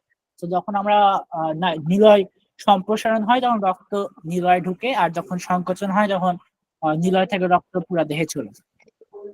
So, যেহেতু আমরা বলেছে সর্বোচ্চ সর্বোচ্চ পরিমাণ, তো আমরা নিব যখন নিলয়ের সর্বোচ্চ পরিমাণ ঢুকছে। সো সর্বোচ্চ পরিমাণ হবে হচ্ছে 155, রাইট? যেহেতু বলেছে 150 +-5, মানে হচ্ছে সর্বোচ্চ 155 আর সর্বনিম্ন হচ্ছে 145। আমরা নিব সর্বোচ্চ। আর বের হওয়ার ক্ষেত্রে আমরা নিব হচ্ছে সর্বনিম্নটা, যেহেতু আমাদের এরকম আশা করছি যে সর্বোচ্চ পরিমাণটা বের হয়ে যাচ্ছে। সো আমরা এই ক্ষেত্রে নিব হলো হচ্ছে 60, যেহেতু দেওয়া আছে হচ্ছে 65 +-5, মানে হচ্ছে 60 থেকে 70, রাইট? সো একবার হার্ট বিটে সর্বোচ্চ এত পরিমাণ ব্লাড বের হতে পারে, 155 - 60। এখন আমরা যদি এই পুরাটাকে যদি আমরা 155 - 60 কত হয়? 95, 95 গুণ 75 নাকি? 95 গুণ 75, এটা হচ্ছে একবার হার্টবিটে হয় 95। কোশ্চেনে জিজ্ঞেস করেছে হচ্ছে প্রতি মিনিটে, সো একটা মিনিটে কয়বার হার্টবিট হয়? 75 বার। সো আমি জাস্ট এই যে 95 কে 75 দ্বারা গুণ দিয়ে দিব, তাহলে আমি অ্যান্সার করতে অ্যান্সার 7125 মেবি। ওই তো যত অ্যান্সার হয়, আমার কাছে ক্যালকুলেটর নেই। So, না আমি ইয়া জাস্ট মাথা হিসাব করে বললাম আর কি। ভালো, আমি ম্যাথ পাই না, বেসিক্যালি যাবো না। কি আর করা। এটা ইজি কোশ্চেন, এটাতে কিছু জানার লাগবে না। হ্যাঁ মানে বায়োলজিতে কিন্তু বেসিক্যালি এগুলাই আসে না, বড় বড় মানে ছক দিয়া দেয়, ডেটাতে দিয়া, এন্ড সেখান থেকে জাস্ট কিছু জিনিস বের করতে বলে, যেগুলো আসলে খুব বেশি কঠিন না বের করা, যদি কোশ্চেনটা আমরা একটু সিরিয়াসলি এক দুইবার পড়ি। যদি এটা উচিত হয়, উচিত না এরকম হওয়া।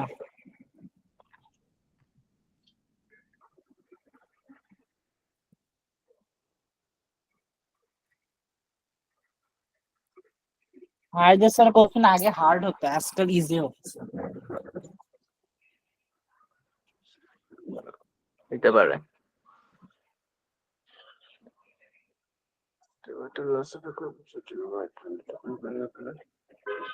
এটার জন্য 2 মিনিট দিব।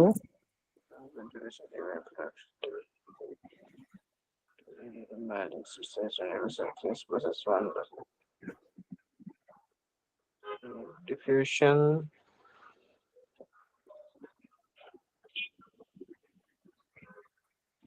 আচ্ছা diffusion of water through skin not sweating, মানে এটা ঠিক কি সুয়েটিং না আচ্ছা, হলে? আর সুইটিং না হলে এমনিও তো বের হয়। সুইটিং কখন হয় যখন তুমি অতিরিক্ত গরম হচ্ছে, বাট স্টিল নর্মাল যেটা একদম ডিফিউশন, দেখো তোমার শরীরে বেশি পানি আছে, তোমার বাতাসে কিন্তু অত বেশি পানি নাই, ওইটার কারণেও কিন্তু পানি বের হয়। মানে আর আচ্ছা সুইটিং সেটাই কি, সেটা জাস্ট শুকায় গেছে তাড়াতাড়ি দেখে? না না, ওটা সুইটিং না। সুইটিং নর্মালি হয় অন্য প্রসেসে, জাস্ট ডিফিউশন অনেক ক্ষেত্রে অ্যাক্টিভ ট্রান্সপোর্টও হয়। এখানে বেসিক্যালি জাস্ট ডিফিউশন বলেছে সিম্পলিফাই করার জন্য। আর আরেকটা জিনিস হচ্ছে, আর ডিফিউশন যেটা হয় ওটা নর্মালি কনস্ট্যান্ট হয়। ওকে, বুঝতে পারছি। তো আচ্ছা, হোয়াট ইফ আমরা আমাদের বাতাসে জলীয় বাষ্প বেশি আছে, তাহলে যেটা ডিফিউশনের মাধ্যমে আসছে সেটাও কি সোয়েট হিসেবে জমা হতে পারে? আমি আসলে এই বিষয়ে অত কিছু জানি না বেসিক্যালি। তুমি যেগুলো জিজ্ঞেস করছো আমি ওগুলোর বানিয়ে বানিয়ে অ্যান্সার দিচ্ছি, জাস্ট এই এরিয়াটা আমার এক্সপার্টিস না, বাট আই গেস। বাট এই কোশ্চেনে জানার কিছু লাগবে না, কোশ্চেন সহজ।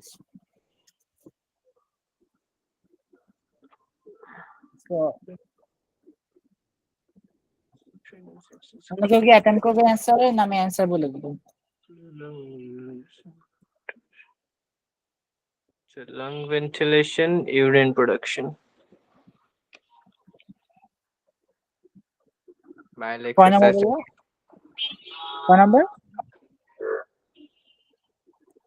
আচ্ছা স্ট্রেনাস মানে তো খুব খুব হেভি এক্সারসাইজ নাকি? হ্যাঁ হ্যাঁ, মানে অনেক হেভি এক্সারসাইজ। আচ্ছা মাইল্ড মানে তো মিডিয়াম।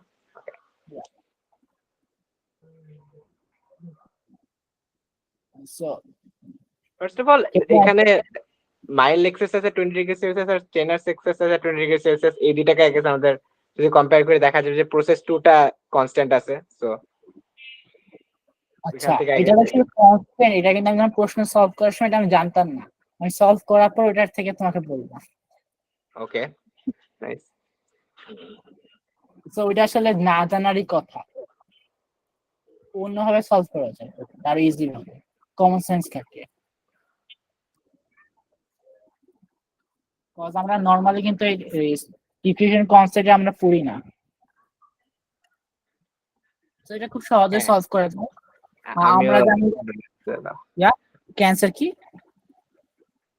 এটা আসলে তুমি অ্যান্সার পারার কথা। সো নাই দিস। সো যখন আমরা এক্সারসাইজ করি তখন এক্সারসাইজের সময় কি হয়, অবভিয়াসলি আমাদের হচ্ছে শ্বাস প্রশ্বাসের হার বেড়ে যায়, রাইট?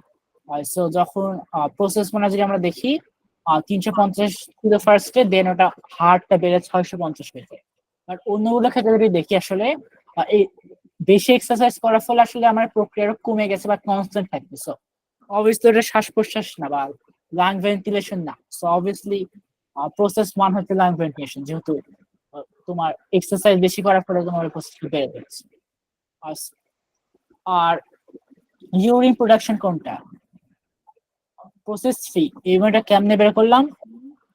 খুবই সহজ। যখন তুমি হচ্ছে অনেক বেশি এক্সারসাইজ করো, তোমার পানি অনেক বেশি দ্রুত কনজিউম হয় এবং তোমার অনেক বেশি ঘামও হয়। সো তোমার অনেক বেশি ওয়াটার লস হয়, এত বেশি ওয়াটার লস হয় যে তোমার শরীর খুব, তোমার যে কিডনি, সেই কিডনি অনেক দ্রুত পদক্ষেপ নেয় এবং তোমার ইউরিনের মাধ্যমে পানি লস কমে দেয়। সো সেই ক্ষেত্রে আসলে ইউরিন প্রোডাকশন কমে যায়। সো সেটা এটা হবে যে 1400, 1300, 600, যেহেতু তোমার পানি লস হচ্ছে সুতরাং তোমার ইউরিন প্রোডাকশন কমে যায়। আর সুইটিং এর ক্ষেত্রে এটা ডিফিউশনের জন্য হচ্ছে, সো এটা constant. So any question? Personal experience থেকে কোশ্চেনটা কাইন্ড অফ সলিউশন দেওয়া যায়। আচ্ছা বলো। মানে পার্সোনাল এক্সপেরিয়েন্স থেকে জিনিসটা বোঝা যায়। আমি ওখান থেকে অ্যান্সারটা দিয়েছিলাম ফার্স্ট। ভাইয়া কখন কনস্ট্যান্ট থাকবে বললেন? যখন ডিফিউশন হয়, বাট ওটা তোমার জানা দরকার নেই, তুমি জাস্ট কোশ্চেন দেখে তুমি নিজে গেস করবা, বা তুমি আহ, হচ্ছে কমন সেন্স খাটিয়ে ট্রাই করার চেষ্টা করবা যে আমার নিজের এক্সপেরিয়েন্স থেকে আমি কেমন করি।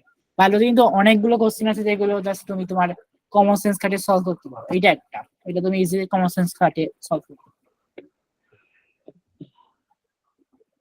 Any question?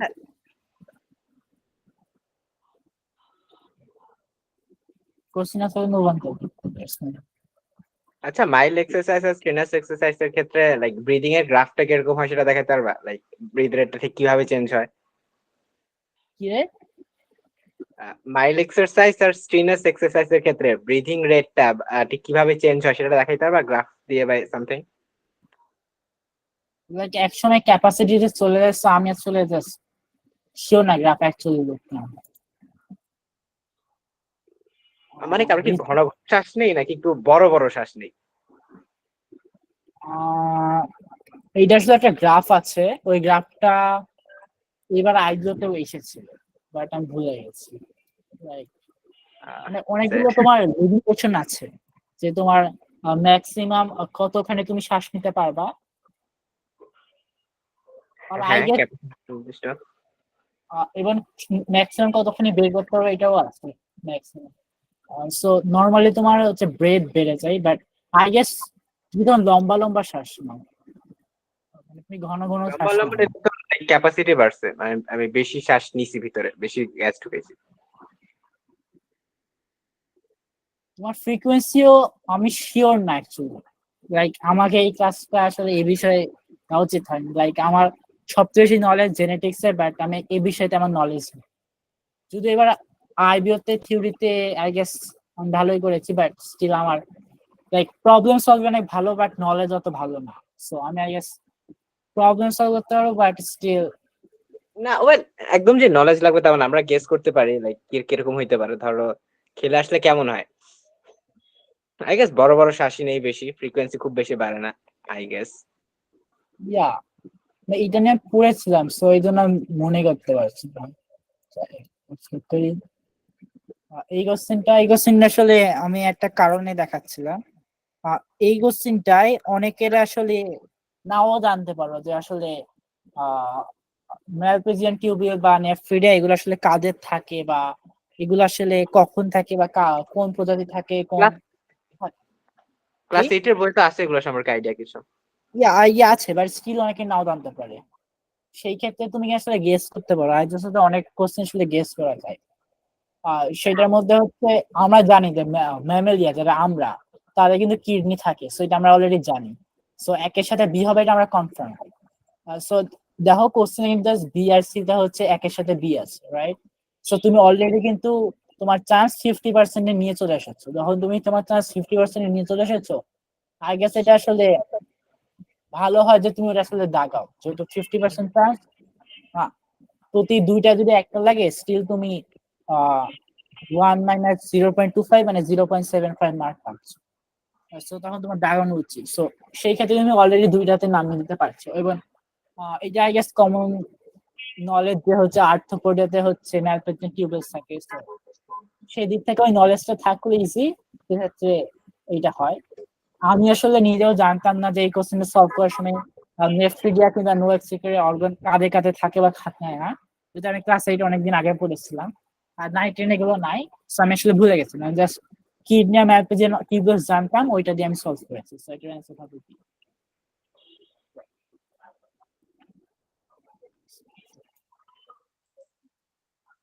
এটা হচ্ছে, এটা খুবই লাইক আগেরটা সলিউশন কি ছিল বলছিলাম? আমি তো শুনলাম না, বুঝলাম না।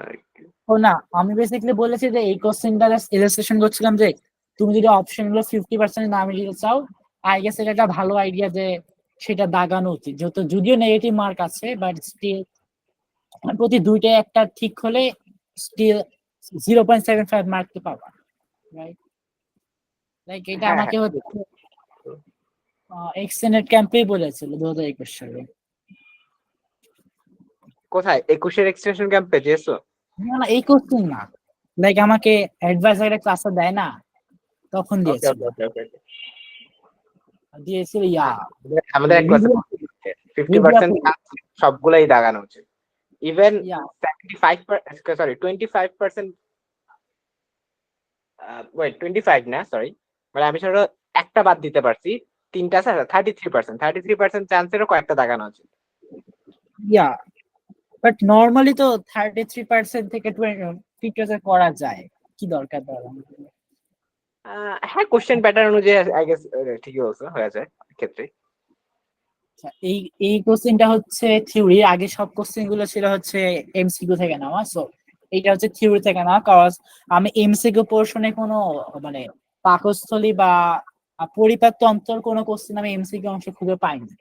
সো আমি আসলে সারপ্রাইজ হয়েছিলাম যে এমসিকিউ অংশে পরিপাক তন্ত্রের কোনো কোশ্চেন নাই। সো আমি থিওরি অংশ থেকে যেটা 2019 সালে ওটা হয়েছিল ইউএই তে, সো অবভিয়াসলি ক্যামেল সম্পর্কে অনেক কোশ্চেন ছিল। সো নর্মাল যেটা হয়, যারা তৃণভোজী তাদের যে পরিপাক তন্ত্র, যারা মাংসাশী তাদের হচ্ছে পরিপাক তন্ত্র সম্পূর্ণ আলাদা। সো একজন গুড বায়োলজিস্ট জাস্ট পরিপাক তন্ত্র দেখে গেস করতে পারবে যে এটা তৃণভোজী প্রাণী না এটা মাংসাশী প্রাণী। সো তুমি স্পষ্ট দেখতে পাচ্ছ দেখো অনেক রকম পরিবর্তন আছে, রাইট? সেখানে কোশ্চেনটা পড়ে আগে 2 মিনিট সময় দিচ্ছি, এটা ইজি কোশ্চেন।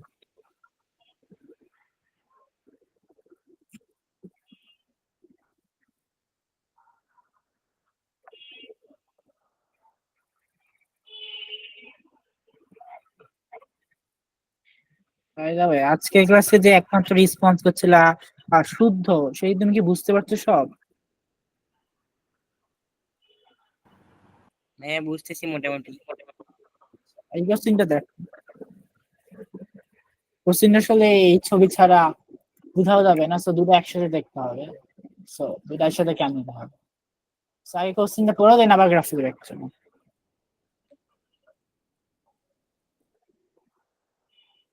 এগুলো হচ্ছে পুরো উপরে যে উদ্দীপক সেটা পুরো ভ্যাট লেখা, এগুলো কিছু পড়ার দরকার নেই, এখানে আসল কোশ্চেন।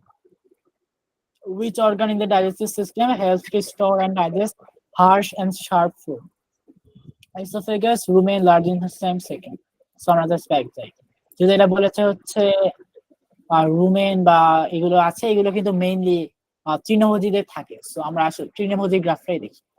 দেখো ইসোফেগাসে কিন্তু কোনো কিছু থাকে না, ইসোফেগাস তোমার শ্বাসনালী, অবশ্যই তোমার শ্বাসনালীতে তুমি খাদ্য স্টোর করবে না, কারণ এটা কিন্তু অনেক বেশি বড় না যে তুমি এখানে স্টোর করতে পারো। ওয়েট, ইসোফেগাস তো গলবিল, শ্বাসনালী না? ও ইয়া, কি বলছি, ইয়া গলবিল, শ্বাসনালীতে ইসোফেগাস, পাকস্থলী থেকে কি শ্বাসনালী রেসপিরেটরি সিস্টেমের আর কি, মানে ডাইজেস্টিভ সিস্টেমের না। ডাইজেস্টিভ সিস্টেমের না, পাশাপাশি দুইটা থাকে। গলবিল অবশ্যই তোমার গলার মধ্যে তুমি খাবার রাখবে না, সেটা ইসোফেগাস। সো এরপর আছে তোমার rumen, large intestine and second, right? So তোমার স্মল ইন্টেস্টাইন স্টোমাকে তোমার সব পরিপাক হবে, তুমি কেন তুমি সেকেন্ড বা লার্জ ইন্টেস্টাইনে খাবার সঞ্চয় করে রাখবা যদি তুমি অলরেডি সব পরিপাক করার আগে হয়ে যাচ্ছে? তুমি অবশ্যই পরিপাক করার আগে সঞ্চয় করে রাখার চেষ্টা করো, রাইট? সো এর উত্তর হবে হচ্ছে রুমেন। দেখবো অনেক বড় একটা থলির মতো আছে। সো যদি জাস্ট কমন সেন্স ইউজ করো, তুমি অবশ্যই ডাইজেশনের আগে স্টোর করার চেষ্টা করো, সো এর অ্যান্সার হবে রুমেন। আই গেস এটা এখান থেকে আসা যায় যে যেহেতু মানুষ হার্বিভোর, এখানে জাবর কাটার একটা ব্যাপার আমরা জানি, তো জাবর কাটার ক্ষেত্রে চিন্তা করা যায় যে একদম সিকাম থেকে তো জাবর কাটা কখনো সম্ভব না, এটা নিয়ে আসা একদম, তাই না? সো উপরেই থাকবে, উপরে আবার স্টামাকে তো আমরা জানি আমাদের গ্যাস্ট্রিক জুস আছেই, সেই রুমেনই থাকা উচিত। অপশন তো সেকামের উপরে জাস্ট রুমেন আছে, স্টামাকের উপরে রুমেন আছে। ও আচ্ছা, অপশনে তো জাস্ট আপনি আছে। সো ওই দিক থেকে তুমি যদি ভাবো এই কোশ্চেনটা ইজি, যেহেতু অপশন আছে, রাইট? অপশন না থাকলে হার্ড হতে পারতো, বাট অপশন থাকে। এইটাও একটা মানে একটা কমন নলেজ হচ্ছে, আমরা তো জানি যে নরমালি কোনো প্রাণীর আসলে সেলুলোজ ভাঙার কোনো এনজাইম নাই, মানুষেরও নাই, গরুরও নাই, ছাগলেরও নাই। তারপরে যারা তৃণ খায় এবং তৃণতে অনেক বেশি সেলুলোজ থাকে, এখান থেকে অ্যান্সার করা যায় এবং অন্যভাবে অ্যান্সার করা যায়, জাস্ট অপশন টেস্ট করে অ্যান্সার করা যায়। যেহেতু তৃণভোজীরা কিন্তু প্রোটিন বেশি খায় না, ওরা তৃণ খায়, ওরা মাংস খায় না, সো ওদের কিন্তু প্রোটিন তুলনামূলকভাবে মাংসাশীর চেয়ে অনেক কম হয়। সো ওরা অবভিয়াসলি প্রোটিন ডাইজেস্ট করার জন্য এত বড় সেকেন্ড আমাদের দরকার নাই। এটাও অবভিয়াসলি না, একজন যে হচ্ছে একটা কোবরা যে একটা পুরা একটা অনেক বড় একটা জীব খেয়ে নিল, তার চেয়ে যে একটা তৃণভোজীর বেশি বড় হবে, এটা আসলে বিশ্বাসযোগ্য না। সো এটাও হবে না আসলে। তারপর হচ্ছে ব্রেকডাউন লিপিডস। একটা ঘাস বা কিংবা একটা গাছে কিন্তু অনেক বেশি লিপিড আসলে থাকে না, যে এত বেশি লিপিড থাকবে যে তুমি এত বড় হচ্ছে সেকাম দরকার হবে বা অনেক কিছু দরকার হবে। এটা আসলে লিপিড বেশি খায় না হার্বিভোররা। কারণ তুমি যদি চিন্তা করো, ধরো একটা বাঘ যখন একটা গরুকে খায়, গরুর মধ্যে কিন্তু একটা প্রচুর পরিমাণ লিপিড থাকে। সুতরাং ওই দিক দিয়ে দেখলে আসলে কার্নিভোররাই বেশি লিপিড খায়।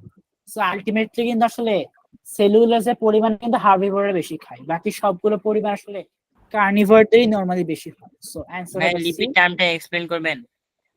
লিপিডটা এক্সপ্লেন করছিলাম যে নরমালি আসলে কার্নিভোরসেরই লিপিড বেশি থাকে।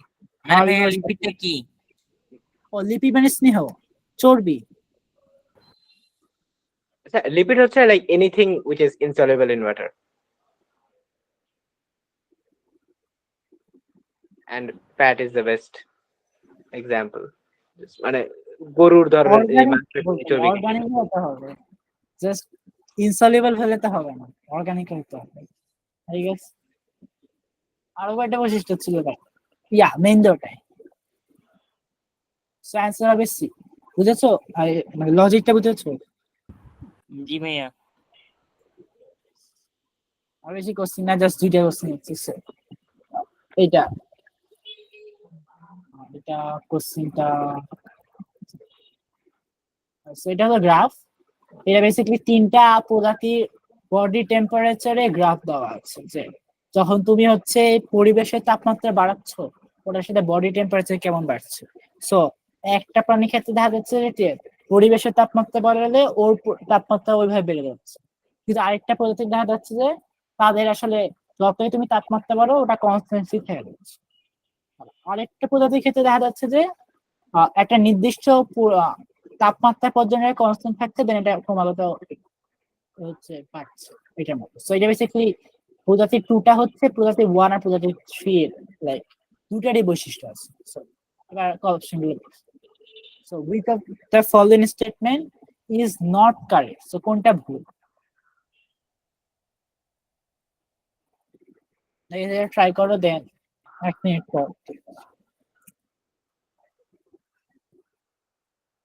আচ্ছা, এটা কি লাইক নলেজ না থাকলে অ্যান্সার করা যায়? জাস্ট একটা নলেজ লাগবে, সেটা হচ্ছে বার্ড বা বার্ড আর মেমেল হচ্ছে ওয়ার্ম ব্লাডেড, আর হচ্ছে বাকি সবাই কোল্ড ব্লাডেড। জাস্ট এই নলেজটা থাকলেই হবে। আগে থেকে নলেজ থাকলে কোশ্চেনটা ইজি হয়ে যায় অনেকখানি। আমি জানি এটাকে 0.5 দেওয়ার কি দরকার ছিল। ভাইয়া যাদের শীতল রক্ত তারা তো তাপমাত্রার সাথে পরিবর্তন করে। হ্যাঁ, যারা শীতল রক্ত মানে হচ্ছে যারা তাপমাত্রা পরিবর্তন করে, অথবা ওদেরকে আরেকটা নামও বলে, সেটা হলো পয়কিলোথার্মিক। পয়কিলোথার্মিক মানে হচ্ছে যারা মানে কোল্ড ব্লাডেরই হচ্ছে এটা সিনোনিম বলতে পারবো, কোল্ড ব্লাডেড অথবা পয়কিলোথার্মিক। ওয়ার্ম ব্লাডেডদের জন্য কি বলে আরেকটা নাম? কি? ওয়ার্ম ব্লাডেডদের জন্য আরেকটা নাম কি? আমি ভুলে গেছি, আর এটার কঠিন নাম ছিল, আমার সার্চ দেবো।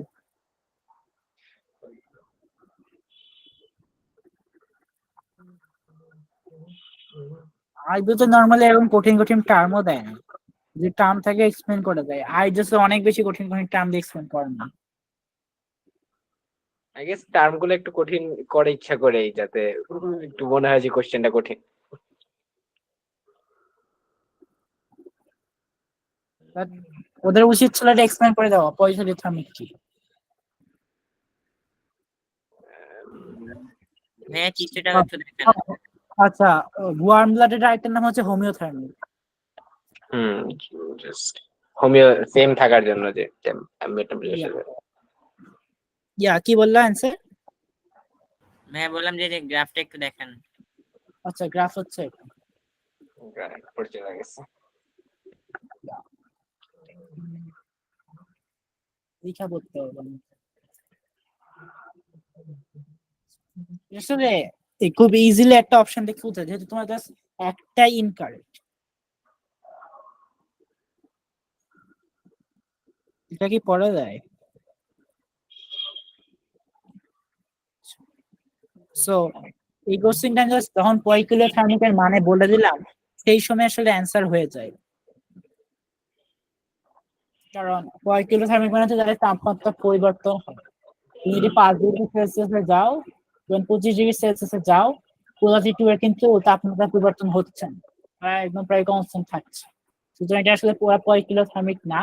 যখন 5 ডিগ্রি সেলসিয়াস এবং 20 ডিগ্রি সেলসিয়াস থাকে, ওরা আসলে হোমিওথার্মিক বা ওয়ার্ম ব্লাডেড। সো আসলে সি হচ্ছে ফলস, রাইট? সো অ্যান্সার হবে সি। আর বার্ড আর ম্যামাল একই সাথে শীতল রক্ত আর উষ্ণ রক্ত হওয়া সম্ভব? কি একই সাথে, কি বললা একই সাথে? ভাইয়া একই সাথে ওয়ার্ম ব্লাডেড আবার কোল্ড ব্লাডেড। হ্যাঁ, এই যে এই পুরাতে টুই তো মানে একটা নির্দিষ্ট তাপমাত্রা রেঞ্জে ওরা হচ্ছে কোল্ড ব্লাডেড এর মতো, আর একটা নির্দিষ্ট তাপমাত্রা রেঞ্জে ওরা হচ্ছে ওয়ার্ম ব্লাডেড এর মতো। এটা অনেকটা জিবি আছে, এক্সাক্ট আমি নাম দিতে পারবো না, বাট আছে, হতে পারে। বাট একই তাপমাত্রায় কখনো ওয়ার্ম ব্লাডে কখনো কোল্ড ব্লাডে এরকম হয় না। লাইক ওর জিনগত ভাবে ফিক্স যে ওই তাপমাত্রায় কি হবে। এই টাইপ 2 অ্যানিমেলদের একটা নাম আছে আই গেস নাকি? থাকার তো কথা। হোমিওথার্মিক আর পলিওথার্মিকের মতো, পলকিওথার্মিকের মতো আছে, টার্ম আছে আমি জানি, বাট টার্মের নাম জানি না। আমার মনে নেই। আর ওয়ার্ম ব্লাডেড বলতে কি তাদের রক্ত আসলে গরম থাকে? না, বললাম না। জাস্ট Like- ব্লাডের সাথে ব্লাডের আরো কোনো রিলেশন আছে? Ambient temperature, body temperature relation ইয়ারটার মধ্যে?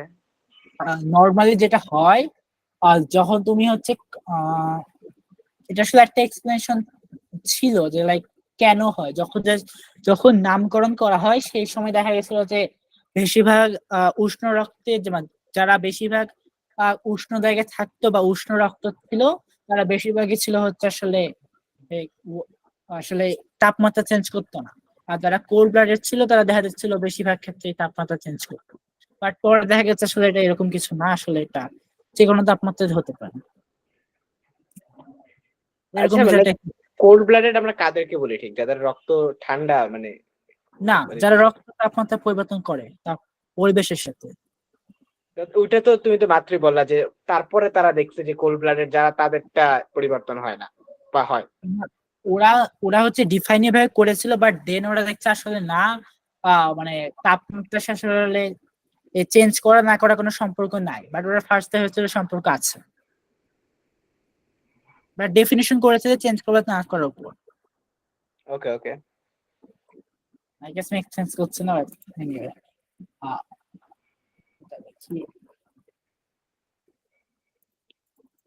এই কোশ্চেনটা ইজি, সো এটা পাই।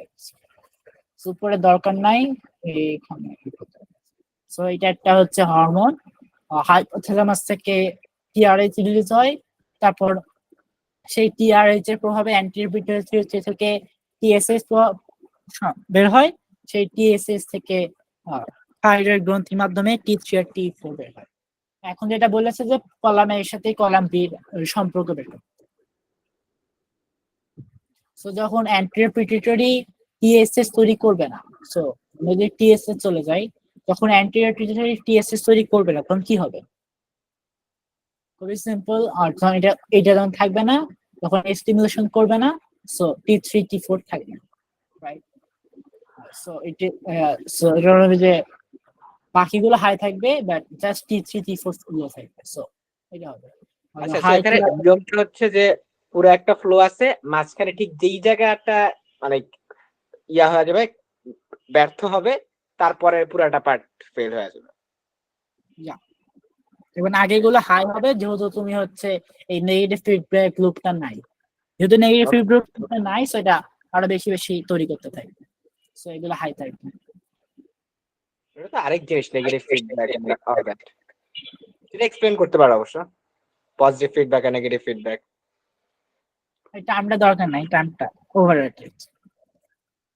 বাট মেইন জিনিসটা এটা যে এই হরমোনটা দেখতে পাচ্ছ দেখেন একটা নেগেটিভ চিহ্ন আছে বেসিক্যালি যখন T3 বা T4 রিলিজ হয় তখন তারা টিআরএস হরমোন রিলিজ করতে বাধা দেয় এভাবে করতে পারো কারণ তুমি যদি যে অসীম পর্যন্ত জাস্ট টিআরএস রিলিজ করতে থাকে টিআরএস রিলিজ করতে একটা অনেক বেশি T3 T4 হয়ে যায় তো তোমার শরীর T3 বা T4 এর পরিমাণ নিয়ন্ত্রণ করার জন্য যখন অনেক বেশি T3 বা T4 হয়ে যায় তখন সেটা টিআরএস কে সাপ্রেস করে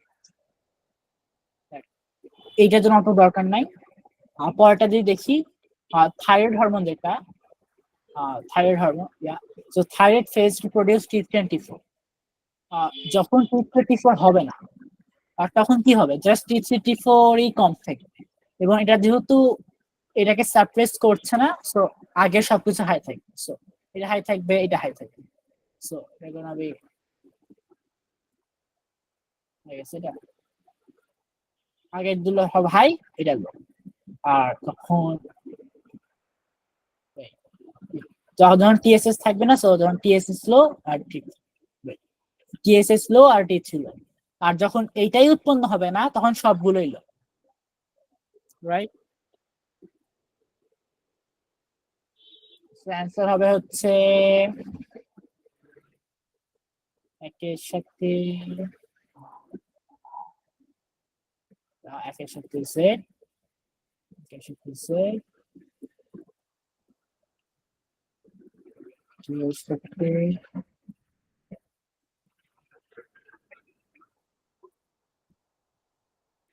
তবে বি অ্যান্সার হবে একের সাথে জেড দুইয়ের সাথে ওয়াই এবং তিনের সাথে এক্স এই বুঝেছেন আরেকবার এক্সপ্লেন করবো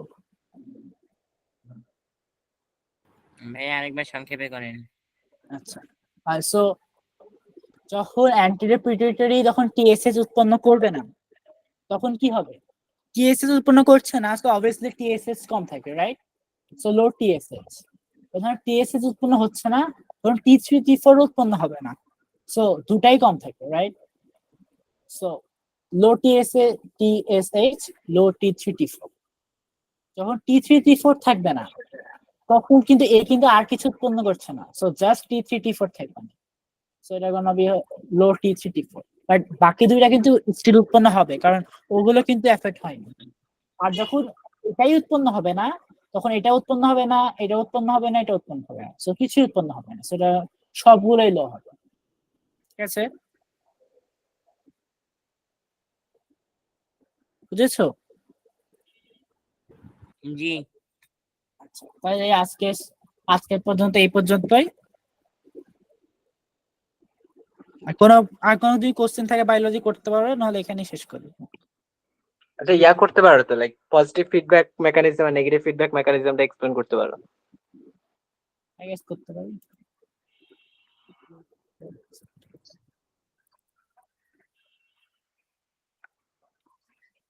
সো তুমি জানো যে পজিটিভ ফিডব্যাক বা নেগেটিভ ফিডব্যাক কি কি জানো নাম ভুলে গেলাম শুদ্ধ না ভাইয়া সো ফোনেরও চার্জ শেষ পাই পজিটিভ ফিডব্যাক লুপ হচ্ছে বেসিক্যালি দেখো যখন কোনো স্টিমুলাই বানাচ্ছি STIMR আচ্ছা বাংলাতে লিখছি আমি সব ইংলিশে পড়ে বাংলায় লিখছি উদ্দীপনা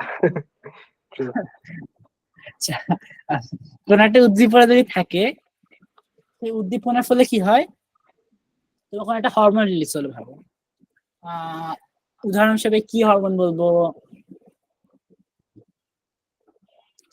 এটাই বলি গ্যাস্ট্রন এটাই অপশন দাওয়াই আছে so T3 T4 thyroid hormone T3 T4 release হয় আই গেস ইয়ার জন্য না খাবারের জন্য ভুলে গেছি থাইরয়েড খাবারের জন্য আই গেস না খাবারের জন্য তো এরকম কিছু দেখিনি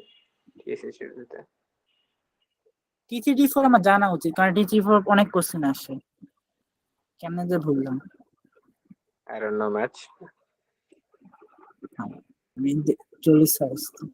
T3 T4 অনেক ইম্পর্টেন্ট আচ্ছা যেটা বলছি একটা উদ্দীপনা আসলো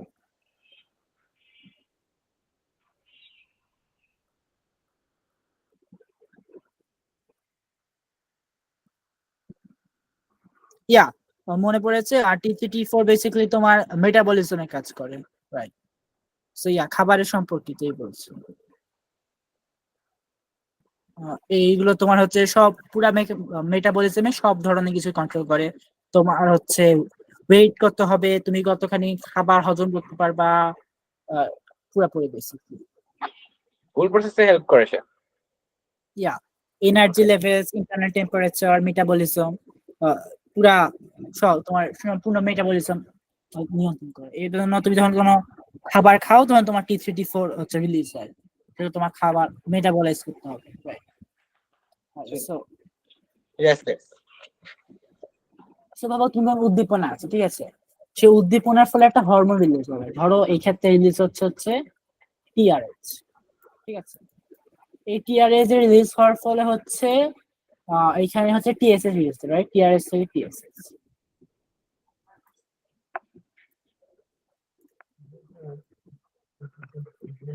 এবং এইখানটা আলটিমেটলি রিলিজ হচ্ছে যে T3। এখন যেটা হচ্ছে, যদি এই লুপটা আলটিমেটলি চলতে থাকে তাহলে কি হবে?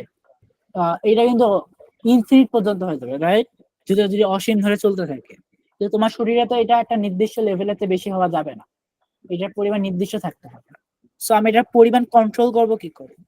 এটা কন্ট্রোল একটা নর্মাল উপায় হচ্ছে এইটা, যদি এগুলো হচ্ছে উৎপাদন করছে, ঠিক আছে? পজিটিভ মানে হচ্ছে উৎপন্ন করছে, এটা হচ্ছে একটা নেগেটিভ ফিডব্যাক করতে। এটা যেটা করে, যখন তোমার শরীরে T3 T4 উৎপাদন হয়, তখন সেটা তোমার শরীরকে বলে যে আমি T3 T4 উৎপাদন করছি, আমার আর টিআরএস লাগবে না। এটা যদি আপ হয়, এটা যদি বেড়ে যায়, তোমার শরীর বলে যে আমার অলরেডি T3 T4 আছে, আমার টিআরএস লাগবে না। দেন তোমার শরীর টিআরএস উৎপন্ন বন্ধ করে দেবে। তো অনেক ভাবে করতে পারে, একটা করতে পারে যে এটা ধ্বংস করে দিচ্ছে, অথবা করতে পারে এটা ব্লক করে দিচ্ছে, ইনঅ্যাক্টিভ করে দিচ্ছে, অনেকগুলো উপায় আছে। বাট সামহাউ তোমার টিআরএস এর লেভেলে ডাউন করে দেয়। সো এইভাবে তোমার হচ্ছে টিআরএস ইনফিনিট পর্যন্ত থাকে না, জাস্ট একবার তুমি উদ্দীপনা দিলে নির্দিষ্ট সময় পর্যন্ত সেই উদ্দীপনা কাজ করে, তারপর সেই নেগেটিভ ফিডব্যাক লুপের মাধ্যমে আবার স্বাভাবিক অবস্থায় চলে আসে। পজিটিভ ফিডব্যাক লুপ হচ্ছে আচ্ছা T3 T4 কমে গেলে তো আবার টিআরএইচ বেড়ে যায়, রাইট? প্রোডাকশন। হ্যাঁ, T3 T4 কমে গেলে, যখন কমে যাবে তখন এই সাপ্রেশনটা চলবে না, সো আবার এটা বেড়ে যাবে। আমার নেগেটিভের কাছে উল্টা কাজটা করছে, T3 T4 production com, that means TRH production বেশি। বাট অটোমেটিক্যালি কিন্তু এটা বাড়ে না, ওটার জন্য আলাদা মেকানিজম আছে বলে বাড়ে। জাস্ট তুমি যদি সাপ্রেশনটা হটে দাও তাহলে কিন্তু উৎপাদন হয় না, আরো মেকানিজম থাকে। একটা ভালো উদাহরণ হবে হচ্ছে অপেরন নিয়ে গেলে, বাট অপেরনের দরকার নেই, সেগুলো নিয়ে পজিটিভ ফিডব্যাক লুপ হচ্ছে যখন পজিটিভ ফিডব্যাক লুপতে যখন উদ্দীপনা থাকে, কিন্তু সেই উদ্দীপনার ফলে যেটা হয়, ভাবো একটা হরমোন রিলিজ হলো, ঠিক আছে? আচ্ছা পেপসিনোজেন যে হয় এনজাইমটা, সেখানে তো একটা পজিটিভ ফিডব্যাক মেকানিজম আছে। হতে পারে, জাস্ট একটা কমন ভাবে দিই, ঠিক আছে? বা একটা হরমোন 1 আছে, একটা হরমোন 2 আছে।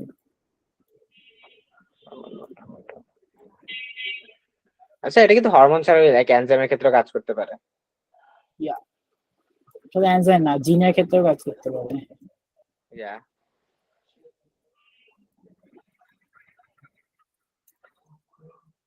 হরমোন 3, ঠিক আছে? সো ফার্স্ট ধরো যে হরমোন 1 হরমোন 2 উৎপাদন করছে, হরমোন 2 হরমোন 3 উৎপাদন করছে। এরপর যেটা হচ্ছে, হরমোন 3 আবার হরমোন 1 কে নেগেটিভ ফিডব্যাক রূপে দেয় পজিটিভ ফিডব্যাক, অর্থাৎ আরো বেশি উৎপাদন করতে বলছে। এবং এটা করার ফলে যেটা হচ্ছে, হরমোন 3 আরো বেড়ে যাচ্ছে, এটা বেড়ে ফলে এটা বেড়ে যাচ্ছে, এটা বেড়ে যাওয়ার ফলে এটা বেড়ে যাচ্ছে, এটা বেড়ে যাওয়ার ফলে আবার এটা আরো বেড়ে যাচ্ছে। সেটা না আসলে এটা কি তাহলে ইনফিনিটি পর্যন্ত? না, এক সময় হচ্ছে এটা থাকে না, লাইক তোমার শরীরের আলটারনেটিভ মেকানিজমে থাকে যেটা থামানোর জন্য, ঠিক আছে? সো এইটা জাস্ট যদি এটা একা কাজ করতে তাহলে কিন্তু এটা ইনফিনিট পর্যন্ত চলতো, বাট তোমার শরীরে কোনো মেকানিজম না, যেটা খালি একা কাজ করছে, এইটার সাথে আরো অনেক মেকানিজম কাজ করে, ঠিক আছে? সো একটা নির্দিষ্ট লেভেল পর্যন্ত পজিটিভ ফিডব্যাক চলে, দেন এটা করতে এলাও করে না, শুধু ওটা থামিয়ে দেয়। বাট পজিটিভ ফিডব্যাক লুপ যদি কথা বলে, এইটা মিন করে যে সেটা আরো যে প্রোডাক্টটা হয় এটা হলো প্রোডাক্ট, তোমার ইন প্রোডাক্টটা তোমার হচ্ছে ইনিশিয়াল জিনিসটাকে আরো বেশি স্টিমুলেট করে আই গেস। আর তারপরে তো একটা প্রোডাক্টটা আই গেস আমরা যখন ইউজ করেই ফেলবো তখন তো আবার হয়ে যাবে, তাই না? প্রোডাক্টটা ইউজ হয়ে বাট জাস্ট ইউজ করলে তো হবে না, যেহেতু তুমি যত এখানে স্টিমারে দিচ্ছ এটা কিন্তু আরো বেশি তৈরি হতে আছে। ইউজ করলে তো আপনার flow শেষ হয়ে যাওয়ার কথা, তাই না? তো এই পুরোপুরি ফ্লো যখন শেষ হয়ে যাবে তখন আবার উদ্দীপনা আসবে, তখন আবার এই কাজটা শুরু হবে। যতক্ষণ পর্যন্ত উদ্দীপনা আসে ততক্ষণ পর্যন্ত পজিটিভ ফিডব্যাক আছে। That এটা শেষ হবে কি করে যদি জাস্ট এটাই কাজ করে? এইটা তখন যতখানি শেষ হচ্ছে ততক্ষণে তো এই হরমোন আর নতুন জিনিস তৈরি করে দিচ্ছে। Just একা একই শেষ হতে হওয়ার তো কথা না। না ওয়েট, মানে হরমোন 3 তো একসময় যখন প্রোডাক্ট হিসেবে কাজ করে শেষ হয়ে যায় তখন তার হরমোন 1 এর আর ধরো আমাদের নিডও শেষ, তখন তার হরমোন 1 এর প্রোডাকশনের কোনো কারণ নেই। কারণ না যেটা আলটারনেটিভ মেকানিজম থাকে, একা কাজ করে না। পজিটিভ হ্যাঁ, ফিডব্যাক যদি একা কাজ করতে তাহলে তো সারা জীবন ধরে চলবে। তখন হরমোন 3 ইনহিবিট হয়ে যেত।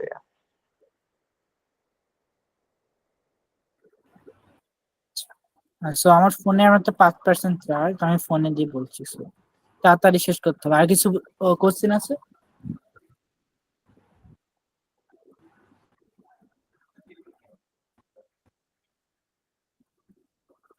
আই গেস আর কোশ্চেন নাই। বলতে পারো তাহলে যে বায়োলজির সামগ্রিক কি মেন্টালিটি থাকা উচিত কোশ্চেন দেখার পরে? বায়োলজি আসলে দিস ইজ অনেক সহজ। সো বায়োলজি নিয়ে চিন্তা করার কোনো কারণ নাই। সো ফিজিক্স আর কেমিস্ট্রি নিয়ে মেইনলি মাথায় ঘামাও। বায়োলজিতে জাস্ট কমন সেন্স আর হচ্ছে যে গ্রাফ বা চিত্র থাকবে সেই চিত্রটা অ্যানালাইজ করার চেষ্টা করবা। সেই চিত্র থেকে কিন্তু তুমি অনেক বেশি জানতে পারবে। সো যে যত ভালো চিত্র অ্যানালাইজ করতে পারবে সেই আলটিমেটলি বায়োলজি সবচেয়ে ভালো করে। সো অবশ্যই যে ইনফরমেশন দেওয়া থাকবে কোশ্চেনে সেগুলো নিয়ে ম্যানিপুলেট চেষ্টা করবা, সেগুলো কি করে অ্যানালাইজ করতে পারো সেগুলো চেষ্টা করবা। আর graph analysis important. Data analysis অনেক বেশি ইম্পর্টেন্ট। ওকে ওকে ওকে। আর যেহেতু অনেক বেশি ইম্পর্টেন্ট আর আইবিওতে এটা হলো মেইন জিনিস। তো আইবিওতে অনেক বেশি লাইক আইবিওতে থিওরির চেয়ে এটা বেশি ইম্পর্টেন্ট। ওয়াও। আর হচ্ছে আইবিওতে অনেক ইম্পর্টেন্ট যেগুলো হচ্ছে ইকোলজিতে কিন্তু থিওরি নাই, সেগুলো কিন্তু পুরোপুরি ডাটা অ্যানালাইসিস। সো ওইগুলোতে কিন্তু হচ্ছে অনেক ইম্পর্টেন্ট। সো ডাটা অ্যানালাইসিস সবচেয়ে ইম্পর্টেন্ট। তারপর কমন সেন্স থাকতে হবে, লজিক খাটাতে হবে, এবং আরো ইম্পর্টেন্ট এটা হচ্ছে পসিবল এক্সপ্লেনেশন বানাতে নিজে শিখতে হবে। তুমি একটা জিনিস জানো না বাট সেই যতখানি জানো সেটার মাধ্যমে একটা পসিবল এক্সপ্লেনেশন বের করে এক্সপ্লেন করার চেষ্টা করতে হবে। অনেক কোশ্চেনে তোমাকে বলবে যে রিজন এক্সপ্লেন করো, সেই কোশ্চেনের রিজন তুমি নাও জানো, তুমি নিজের জানা নলেজ দিয়ে রিজন বানানোর চেষ্টা করবে বেসিক্যালি, যেন তুমি দেখাও যে তুমি জানো। অনেক ক্ষেত্রে কিন্তু আসলে কমন সেন্স এর রিজন দিতে, কারণ তোমার কিন্তু সব রিজন জানার কথাও না। কোশ্চেনে অনেকে এক্সপেক্ট করে যে তুমি কোশ্চেন জানো। এই তিনটা আসলে আই গেস সঠিকভাবে এক্সিকিউট করলেই করে। আর কিছু বেসিক নলেজ থাকা অবশ্যই নিডেড, যদি ওর খুব বেশি না, বাট হালকা পাতলা। 9-10 এ বেসিক থাকলে আই গেস অনেকখানি হয়ে যায়। হ্যাঁ 9-10 মোটামুটি অনেক কিছুই আছে না, যদি বেসিক নলেজটা আমরা নিতে চাই এখান থেকে পাওয়া যায় না কেন। তারপরও ক্যাম্বেল রেকমেন্ড করা হয়, কারণ আসলে ক্যাম্বেল বায়োলজিটা ভালো করতে হলে আসলে যেসব বললাম ডাটা অ্যানালাইসিস বা কোশ্চেন বুঝতে বা কমন সেন্স খাটানো, এগুলো আসলে আমাদের পাঠ্য বই পড়লে সেগুলো আসলে ধ্বংস হয়ে যায়। সো ক্যাম্বেল বায়োলজি পড়লে আসলে বায়োলজি কি করে ফিল করতে হয় সেটা বোঝা যায়। সো এই জন্য আর পয়েন্ট অফ ভিউটাও ঠিক করা যায় যে আচ্ছা ঠিক আছে এই জিনিসটা এভাবে চিন্তা আগে করলে বেটার হয়। অনেক কিছুই চেঞ্জ হয়, লাইক বায়োলজি সম্পর্কে কমপ্লিট ভিউটাই চেঞ্জ হয়ে যায়। হ্যাঁ ট্রু ট্রু, খুব সুন্দর একটা ভিউ দেয় ক্যাম্বেল। ক্যাম্বেল ভালো। 3% চার্জ রাখতে হবে তাড়াতাড়ি। ভাই আমাকে হচ্ছে ফিজিক্সের